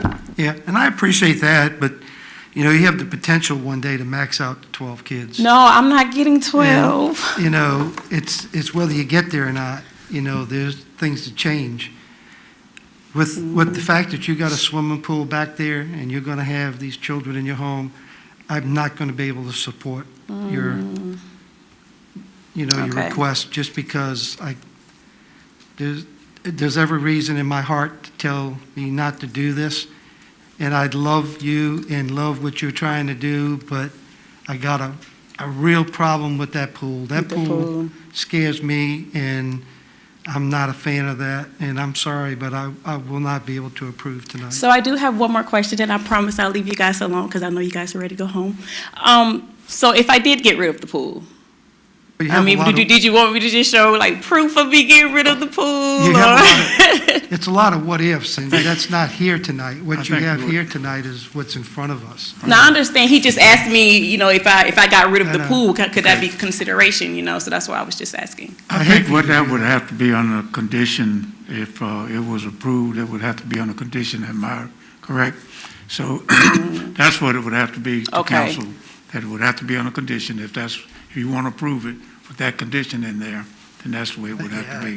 I'm not going to put Got that it. condition in. Can I ask one more question, though? Mr. Hanley, if she had opened a daycare center on this site with no pool, and then they came to you to put a pool in, would we allow it? Because it's a permitted use in a residential area. Even if she has a CUP for, so once we offer the CUP, she could very likely come back and put the pool in anyway. It's permitted, yes, sir.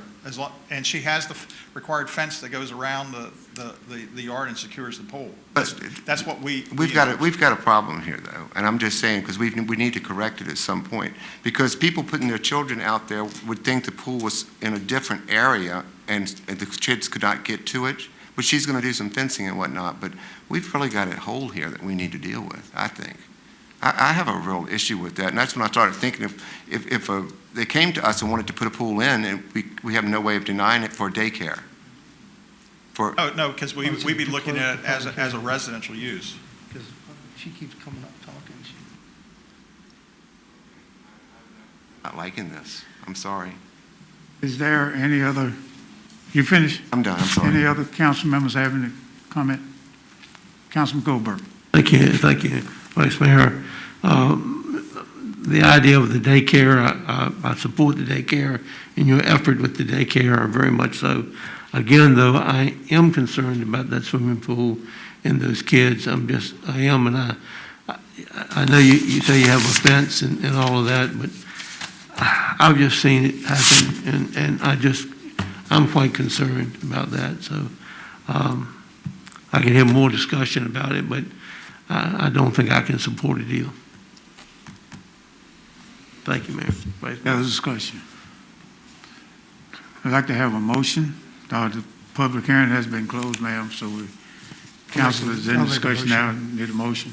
I'll make a motion to disapprove CUP 2020-025 as submitted. I'll second. Councilman Johnson, second. Madam Clerk, will you call the roll, please? Councilmember Fawcett? No, The motion is to disapprove. excuse me, yes. Councilmember Goldberg? Disapprove. So that is a yes or a no for disapprove. That's enough. Yes. So the motion's to deny. Deny. Okay, That's so a we yes. need to vote yes or no on deny. I'm voting to deny. Not to, Yes or no on deny. yes. Thank you. Councilmember Johnson? Yes to deny. Councilmember Williams? Yes. Vice Mayor Bennett? Yes. The motion is approved by a vote of 5-0. Thanks for explaining that to me.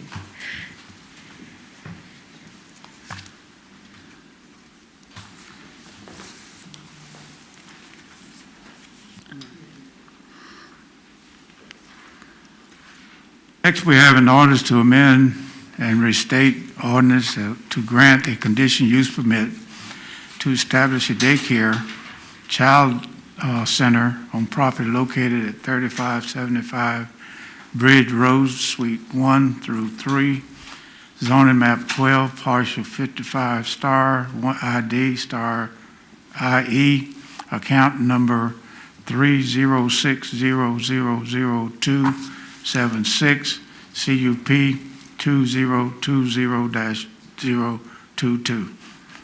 Mr. Manager, provide an overview of the item.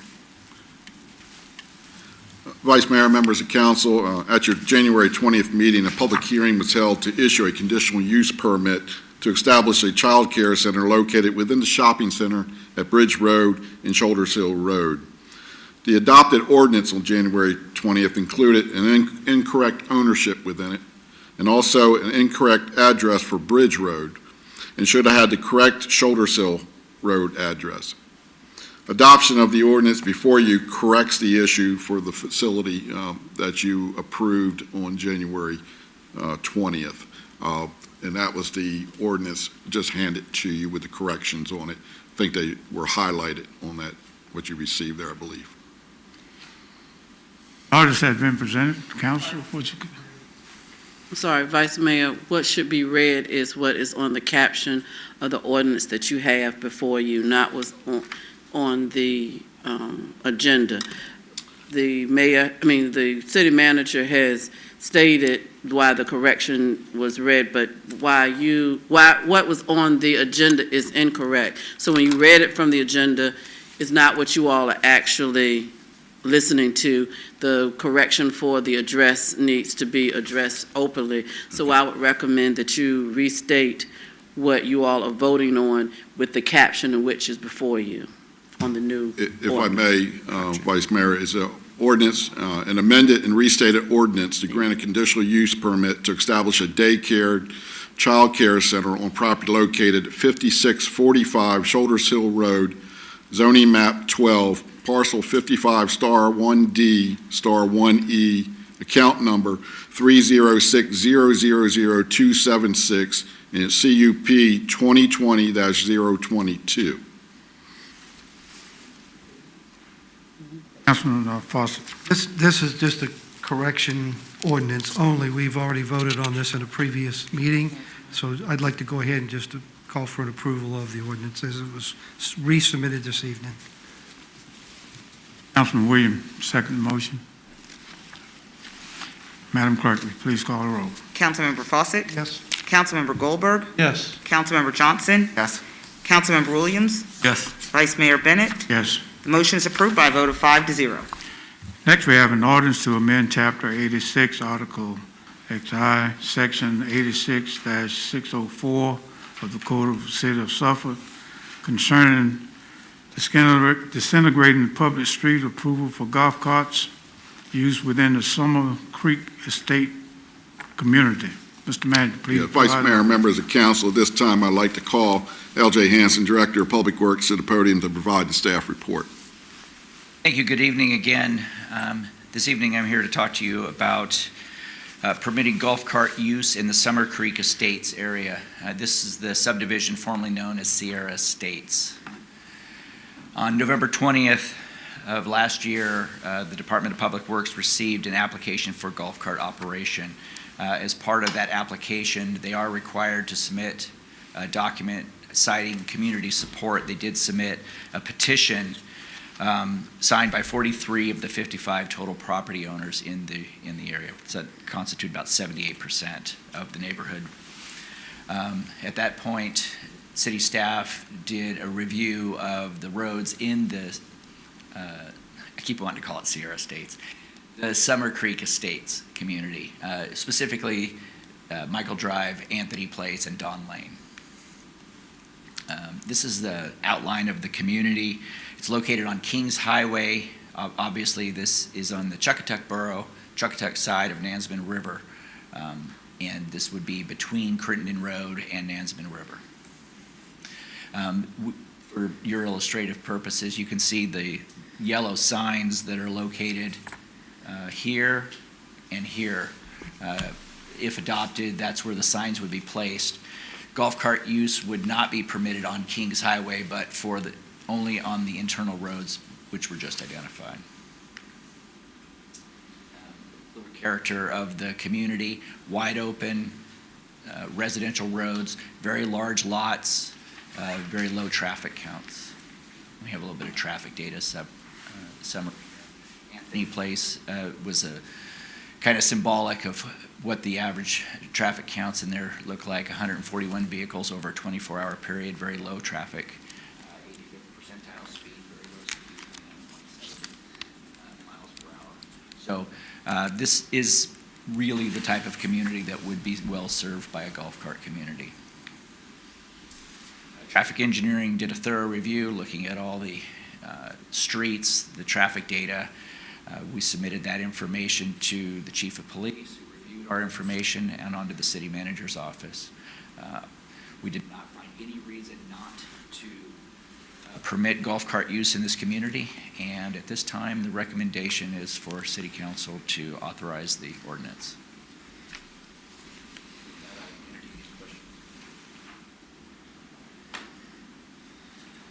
Thank you, Mr. Hanson. An ordinance has been presented for city council consideration.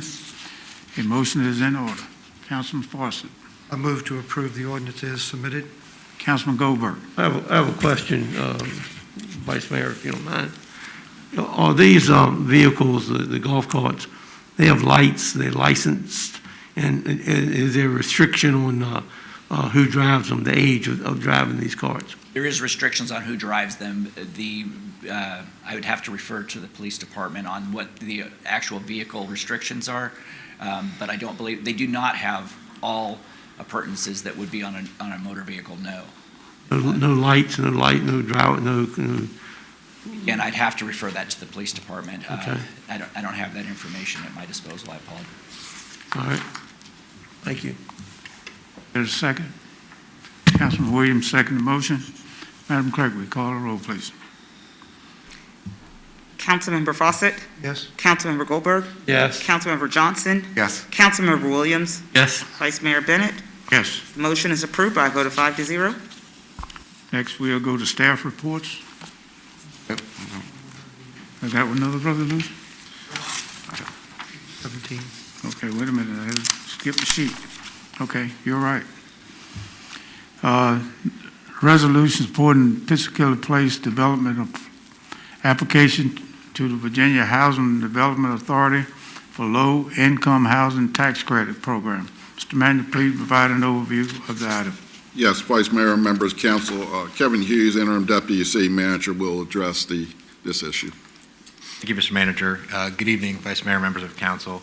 Before you, I'm going to walk through the development being proposed as Pitch Kettle Place, formerly Center 800, give you a few details on it as it relates to the resolution in front of you as they are pursuing application for low-income housing tax credits for their financing.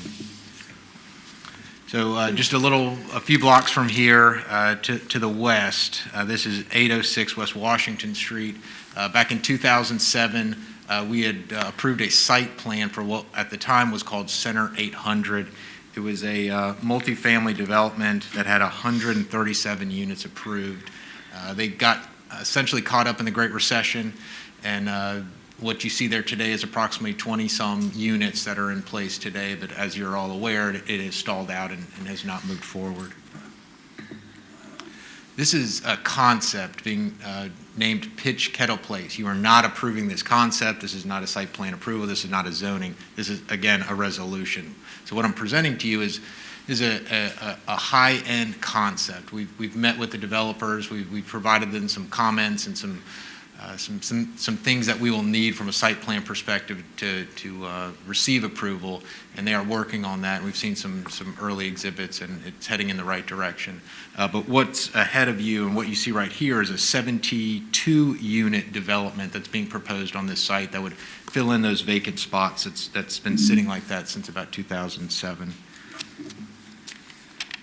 So again, we've been down this road before, but the low-income housing tax credit program, it subsidizes the acquisition, construction, and rehabilitation of affordable housing for low and moderate income tenants. It's sponsored by the U.S. Department of Treasury and overseen by Virginia Housing. Again, I'll close with the 2035 comprehensive plan.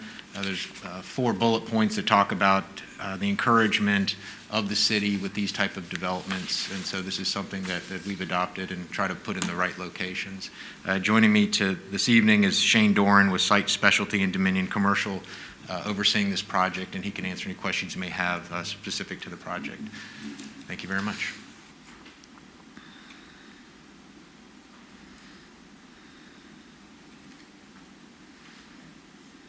The resolution has been presented for council consideration. The motion is in order. What's the pleasure of City Council? Councilman Goldberg.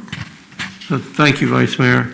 I've looked at that spot for years, hoping that something would come and get started on it and develop. I've talked to Mr. Doran on a couple occasions about the project.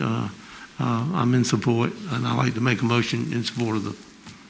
Councilman Williams, second the motion. Yes. Councilman Williams, second the motion. I have a question. Question. And I agree with Councilman the Johnson. project too, with what Councilman Goldberg said. Mr. Dorian, I just want to ask you a question that's probably not appropriate. Is it going to be is it going to kind of look like what's there now? It's going to be site appropriate. I guess my only concern as far as, are you going up 3 floors? It's going to be like single, or you still? We're planning on doing 3-story walk-ups. So they won't exceed what's there in height.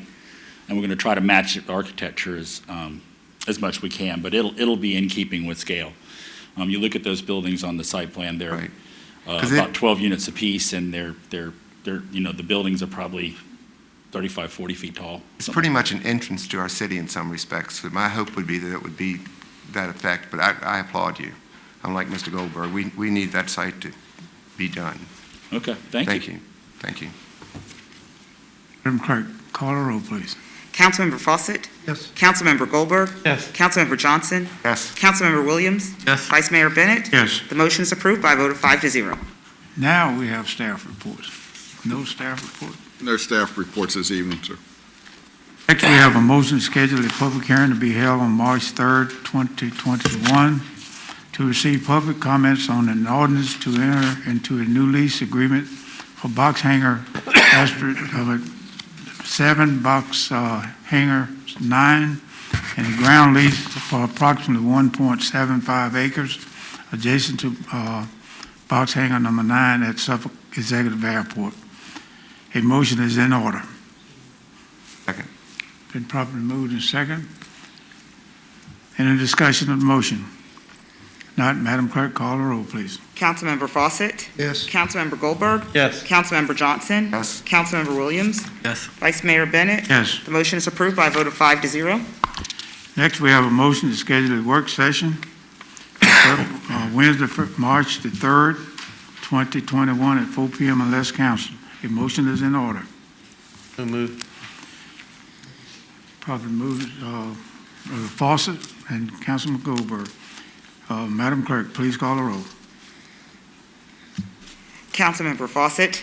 Yes. Councilmember Goldberg? Yes. Councilmember Johnson? Yes. Councilmember Williams? Yes. Vice Mayor Bennett? Yes. The motion is approved by a vote of 5-0. Madam Clerk, we have any non-agenda speakers? Yes, Vice Mayor Bennett, we do have non-agenda speakers this evening. Each person participating under the item of business entitled non-agenda speakers shall limit their remarks to the services, policies, and affairs of city government and shall be permitted 5 minutes for the purpose of presenting his or her matter. Speakers appearing before City Council will not be permitted to participate in the following activities: to campaign for public office, engage in personal attacks, promote private business ventures, or use profanity. Speakers who violate these rules will be declared out of order by the presiding officer and will immediately yield the floor and be seated. Our first speaker is Renee Townsend, 121 Niblick Circle, representing self regarding government procedures.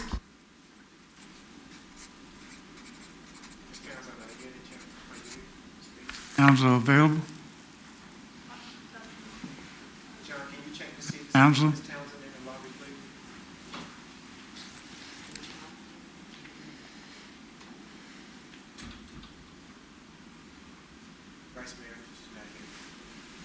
Next person, Madam Clerk. Deborah Klitsch, 121 Blessing Circle, representing self, regarding instituting a line item budget for Suffolk Public Schools. Good evening, Vice Mayor and City Council members. Thank you for the opportunity to speak with you. I urge you to hold Suffolk Public Schools School Board and Superintendent accountable for how tax dollars are spent. The lack of transparency in Suffolk Public Schools is quite concerning. Teachers say that money is not available for basic classroom supplies. As a former teacher, I want to know where money is being spent. I know that Suffolk City Council fully funds the public schools, but without a line item budget for every school and every department within each school, we are unable to track the money. These are tax dollars, and the Virginia State Board of Education has suggested that every school district should use the cost account code structure. Why isn't Suffolk Public School using this code? As stewards of our tax dollars, City Council is in a position to demand that the Suffolk School Board and Superintendent begin using the cost account code structure, beginning with this 2021 to 2022 school year budget. Thank you for your time and consideration. The next speaker is Miller Carey, 1002 MacArthur Drive, representing self regarding accounting standards.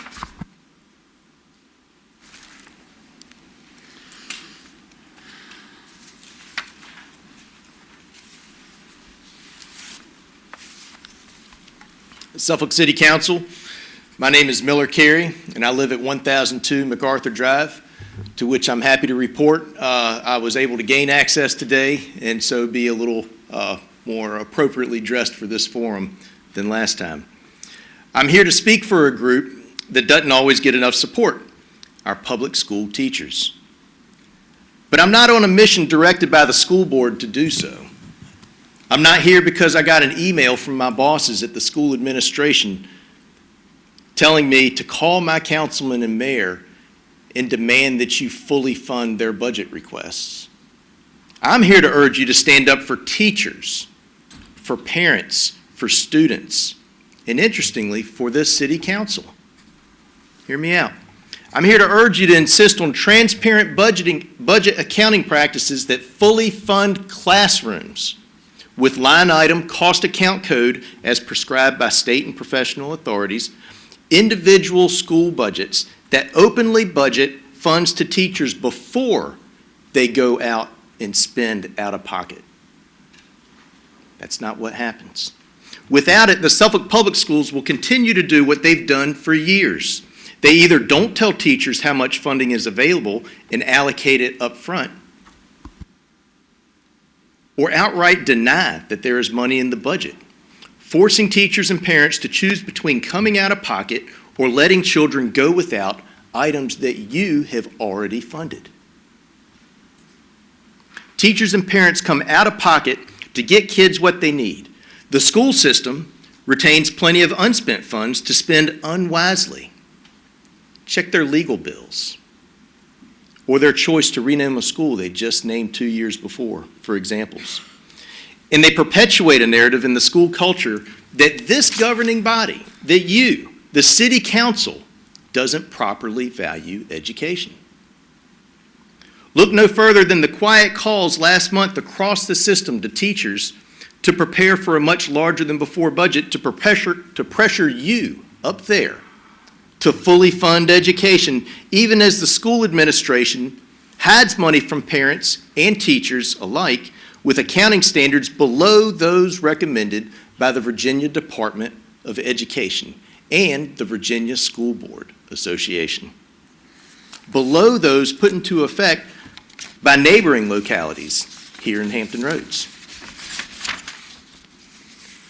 Teachers at home watching, parents, taxpayers, please listen to this. Suffolk Public Schools received last year $2.6 million in CARES Act funding, $2.4 million in additional coronavirus relief, and $414,000 in additional emergency funds.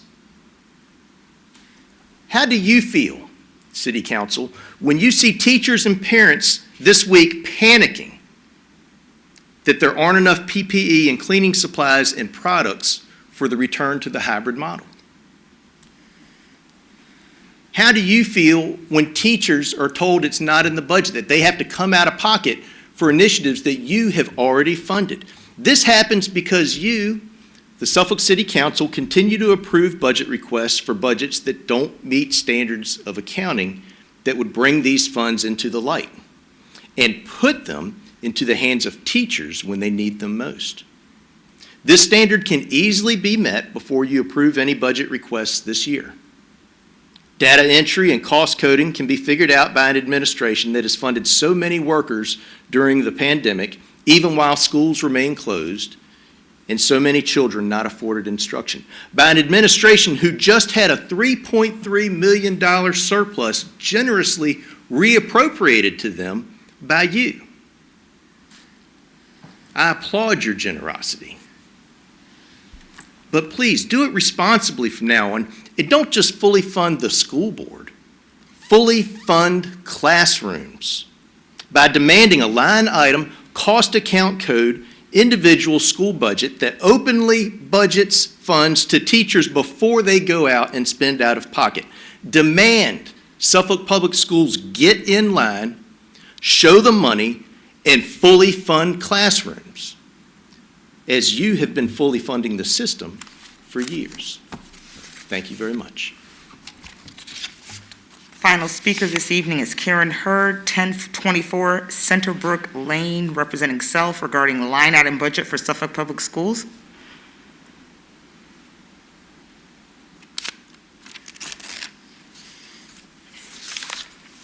Good evening. My name is Karen Hurd. Good evening, Vice Mayor and City Councilman. I'm here in support of a line item budget for public schools. I can't do what Miller did. I can't break everything down like that. I'm like most people. I read the big things, right? I'm not like most people. I don't get into all the nuances of a budget. But I do understand what a line item budget is, and I do understand its purpose. And I was pretty astonished to find out that the Suffolk Public School System doesn't have one. Not because they've never been heard of or because they're hard to do. It's some software and some data entry. I don't know, it's kind of a mystery why they don't have one. Teachers don't know how much money has been allocated to their schools, much less their classrooms. They don't know what's there. Parents don't know. Does the school board know? Does the city council know what gets down to the classroom level, which is, interestingly, when there's an election or something, what we always hear about is the classroom level. And to me, just as a regular taxpayer who can look at a budget in the big picture, it seems like a very simple solution. We're talking about a total budget of over $178 million, and teachers and parents are still paying out of pocket for classroom necessities like paper and Kleenex and wipes because there's no line item budget. We don't know if schools are being equally treated. In other words, is it being equitably distributed according to a school's need for the students in that neighborhood? We don't know. There's no line item budget by school. And yet, line item budgets, the codes and the accounting is recommended by the Virginia Department of Education. It's Budgeting 101. Other districts have them. So, like I said earlier, it's not super complicated. It's merely a matter of data entry, standards, best practices. And as a taxpayer, as a grandma, as somebody, I'm relatively new to Suffolk. I've lived here for 3 years, come from Virginia Beach. They have that kind of thing. And it's surprising that we even have to request it from Suffolk Public Schools, because to me, again, it's pretty basic, especially when it's recommended by the Virginia Department of Education. So, and I know that city councilmen, some of you guys ran on issues related to government accountability and transparency. So I hope that the Suffolk City Council joins a growing body of taxpayers, teachers, and other staff that would like to see line item budgeting for Suffolk Public Schools for this school year, because it can be done. Thank you very much. That concludes the speakers, Vice Mayor. Thank you.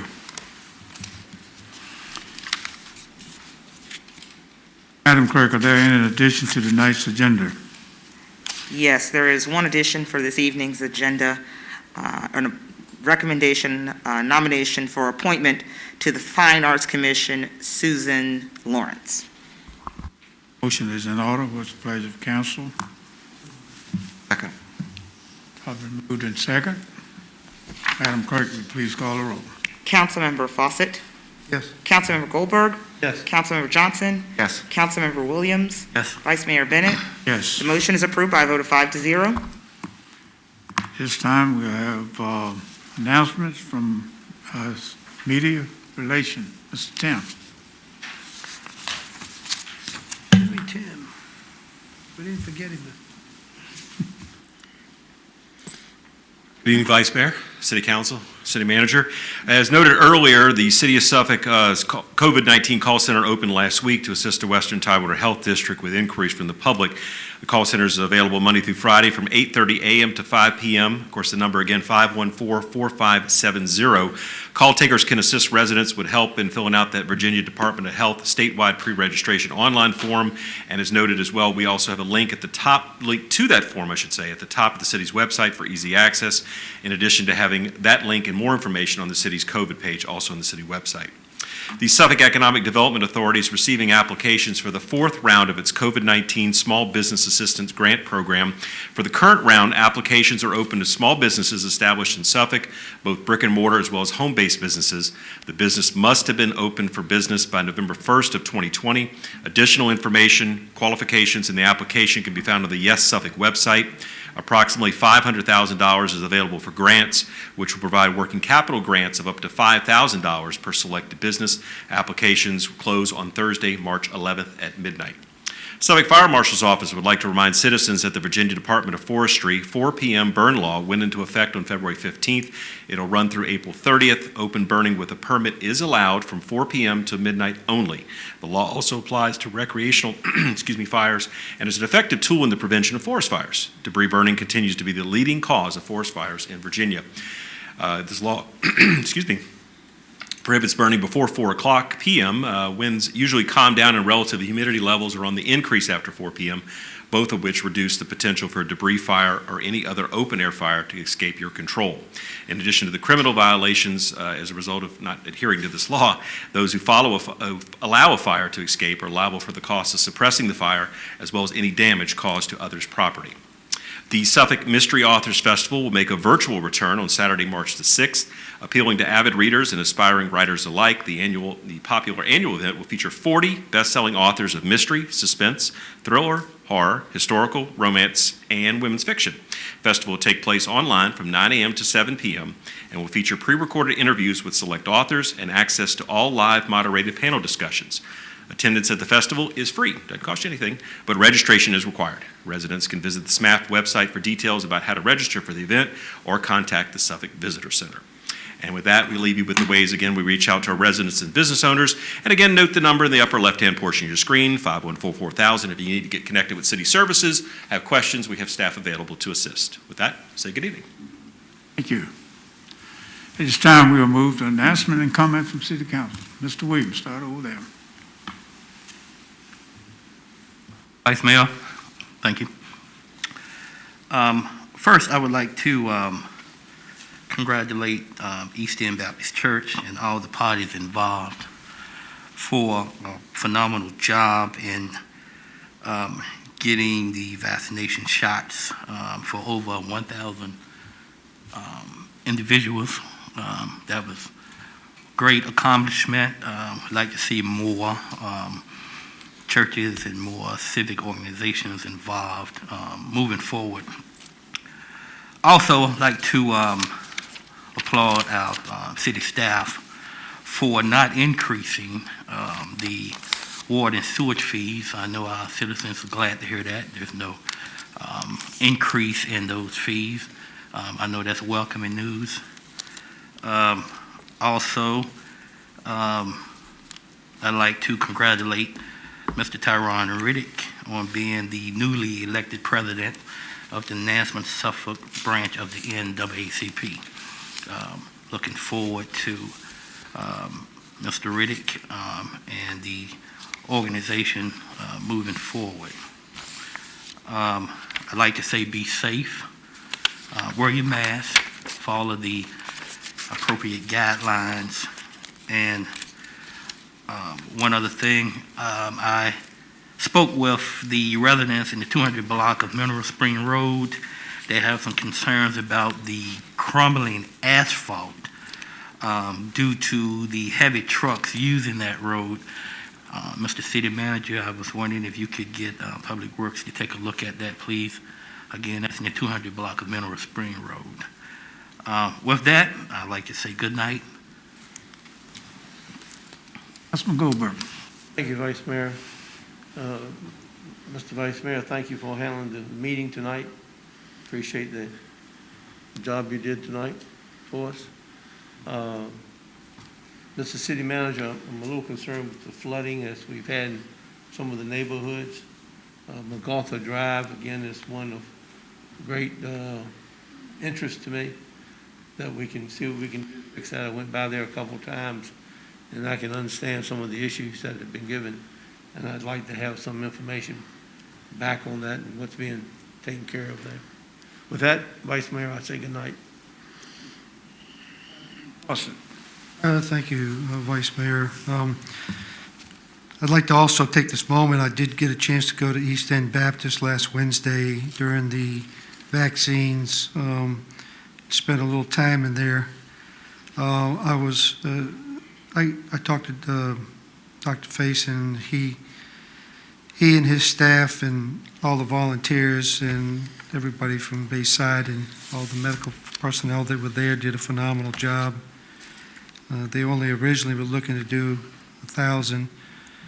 They got 1,016 or 17 out of it, Mr. Mayor, Vice Mayor. 117. Down 17, so they did a great job. And it was well run. I mean, no waiting, and you couldn't ask for anything. So again, Will Drew, I got to applaud him for his outstanding leadership in putting these sites together, and from Western Tidewater, and just making them run just as smooth as they could ever run.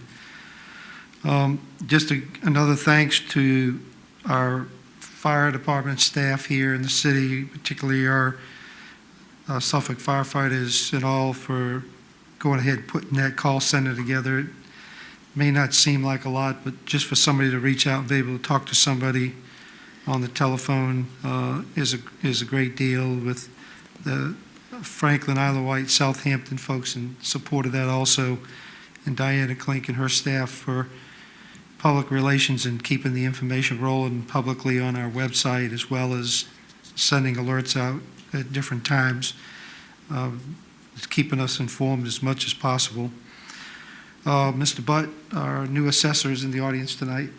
Last couple of days being here on the job, we welcome you again. And I'd like to send out a thank you to Maria, who is kind of holding the office down until the selection was done. So I really do appreciate what you're doing, and we look for greater things out of your office. I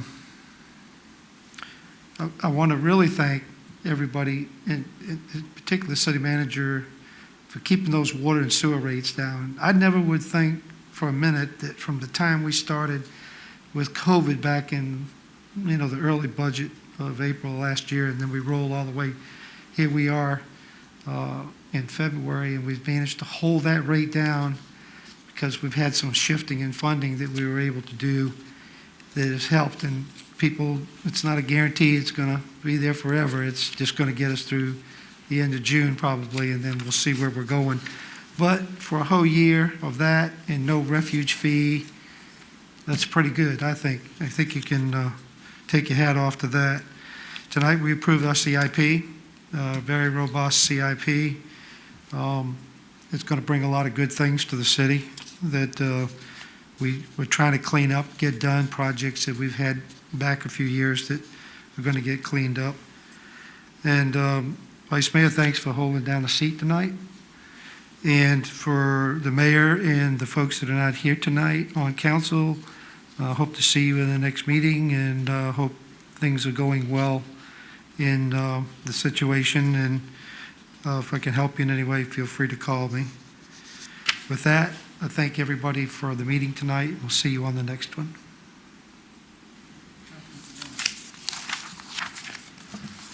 Hey, the best for last. That's right. Everybody's already said everything. That's okay.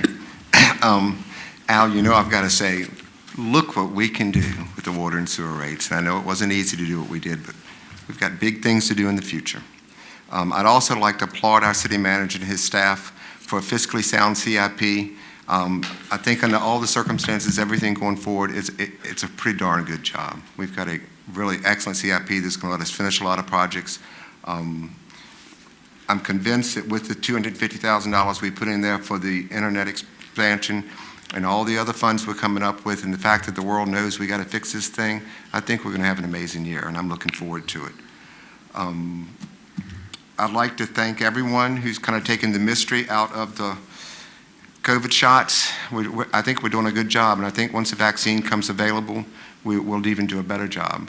And for those of you that are kind of dreading it, I went and got my first shot at the health department, told everybody, had a 10:15 appointment, got there at 10. By 10:15, I was leaving the building. The health department did an excellent job that day. I'm telling you my age, you can see. But it was a good experience, very easy in and out, very little paperwork, and not a bad experience at all. So I would encourage everyone, we've got to get this thing behind us, everyone. We've got to get these shots. We've got to make it fairly easy for people. I'd like to thank the speakers that came tonight. You didn't say one thing that we don't already know. We all know we have to be fiscally responsible to the public, and that we need to provide data and do a better job of getting more resources into the classrooms. There's no question that it's something we all want. And I dare say, I'm sure the school board wants the same thing. So we just need to work together. Vice Mayor, you did a great job tonight. Good job. Best wishes to our missing members, the mayor and the others. I think we had a good meeting. Thank you. Thank you. I would like to start out by speaking about the 117 people that came to East End Baptist Church for the last Tuesday for the vaccination. And I want to spend a lot of thanks to all the ones that volunteered. There's a lot of volunteers from the church and the community to help serve the people, to make it work. And I tell you, it was a beautiful, beautiful situation where everyone was very respected. They was happy, they were smiling, they were thankful. And I cannot thank Pastor Dr. Wayne Faison enough for opening the church up for that. And Will Drury, for what a wonderful job he did for getting all the people through and working with the health department. And all the volunteers, we had a lot of volunteers from our church there, our safety team and all. And I think Delegate Jenkins was a part of trying to help get some of this set up as far as getting some of the shots. I want to thank him and all the people that was involved. I tell you, it has been a lot of great talk about what happened there in such a short time. And you figure that every 15 or 20 minutes, they had people going through the line. That just tell you how professional they were. So they did an outstanding job. So I just cannot thank everyone enough from me to you and from the church for being a part of that. We had a lot of, I'm sure, Al, you probably had people involved as well from your staff and all, so we want to thank them as well. The other thing, Ms. Slaughter at the church Christian Fellowship, she just opened up food bank with food bank to serve the needed in this community. And that is wherein the people that has no food to eat, and she's there all the time to give them whatever she has in there for free. It doesn't cost a dime. And with the food bank coming on board to support her, she is really doing an outstanding job in the community to help people that's in need. I cannot thank her enough for what she is doing to help the needed.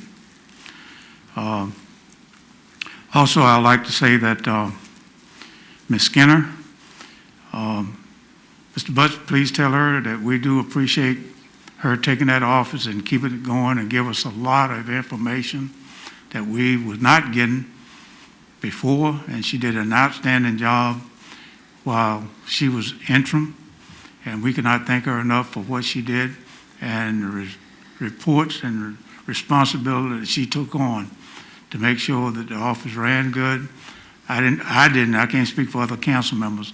I didn't get one negative call from that office, about that office, the whole time that she was there in charge of running that office. So I just want her to know that I do appreciate the job that she did, job well done. I'd like to thank Ron Williams. He gave a check to the Boys and Girls Club last week for $2,500. So I wanted to thank him. And my last comment will be, no, that's not my last one. The water rates is something that I know everyone is pleased about. That's something we've been talking about for a long time. And to hold it every month, we can continue to not increase it. That is helping the people. So we cannot thank you all enough for being able to continue to keep those water rates down. And Mr. Davenport came tonight and gave us an overall good report about the AAA bond rating. We want to maintain that, so we have to stay within our guidelines in order to make sure that we don't lose our AAA. And now my final comment. I would like to say to the mayor and other council members and all that are suffering from the virus or whatever, I wish them well, and that I will keep them in my prayers and hope that they will be able to be back with us very soon. And with that being said, I'd like to have a motion to adjourn this meeting. So moved. It's been moved and seconded by all four of us. So, Madam Clerk, call the roll. Councilmember Goldberg, Councilmember Johnson.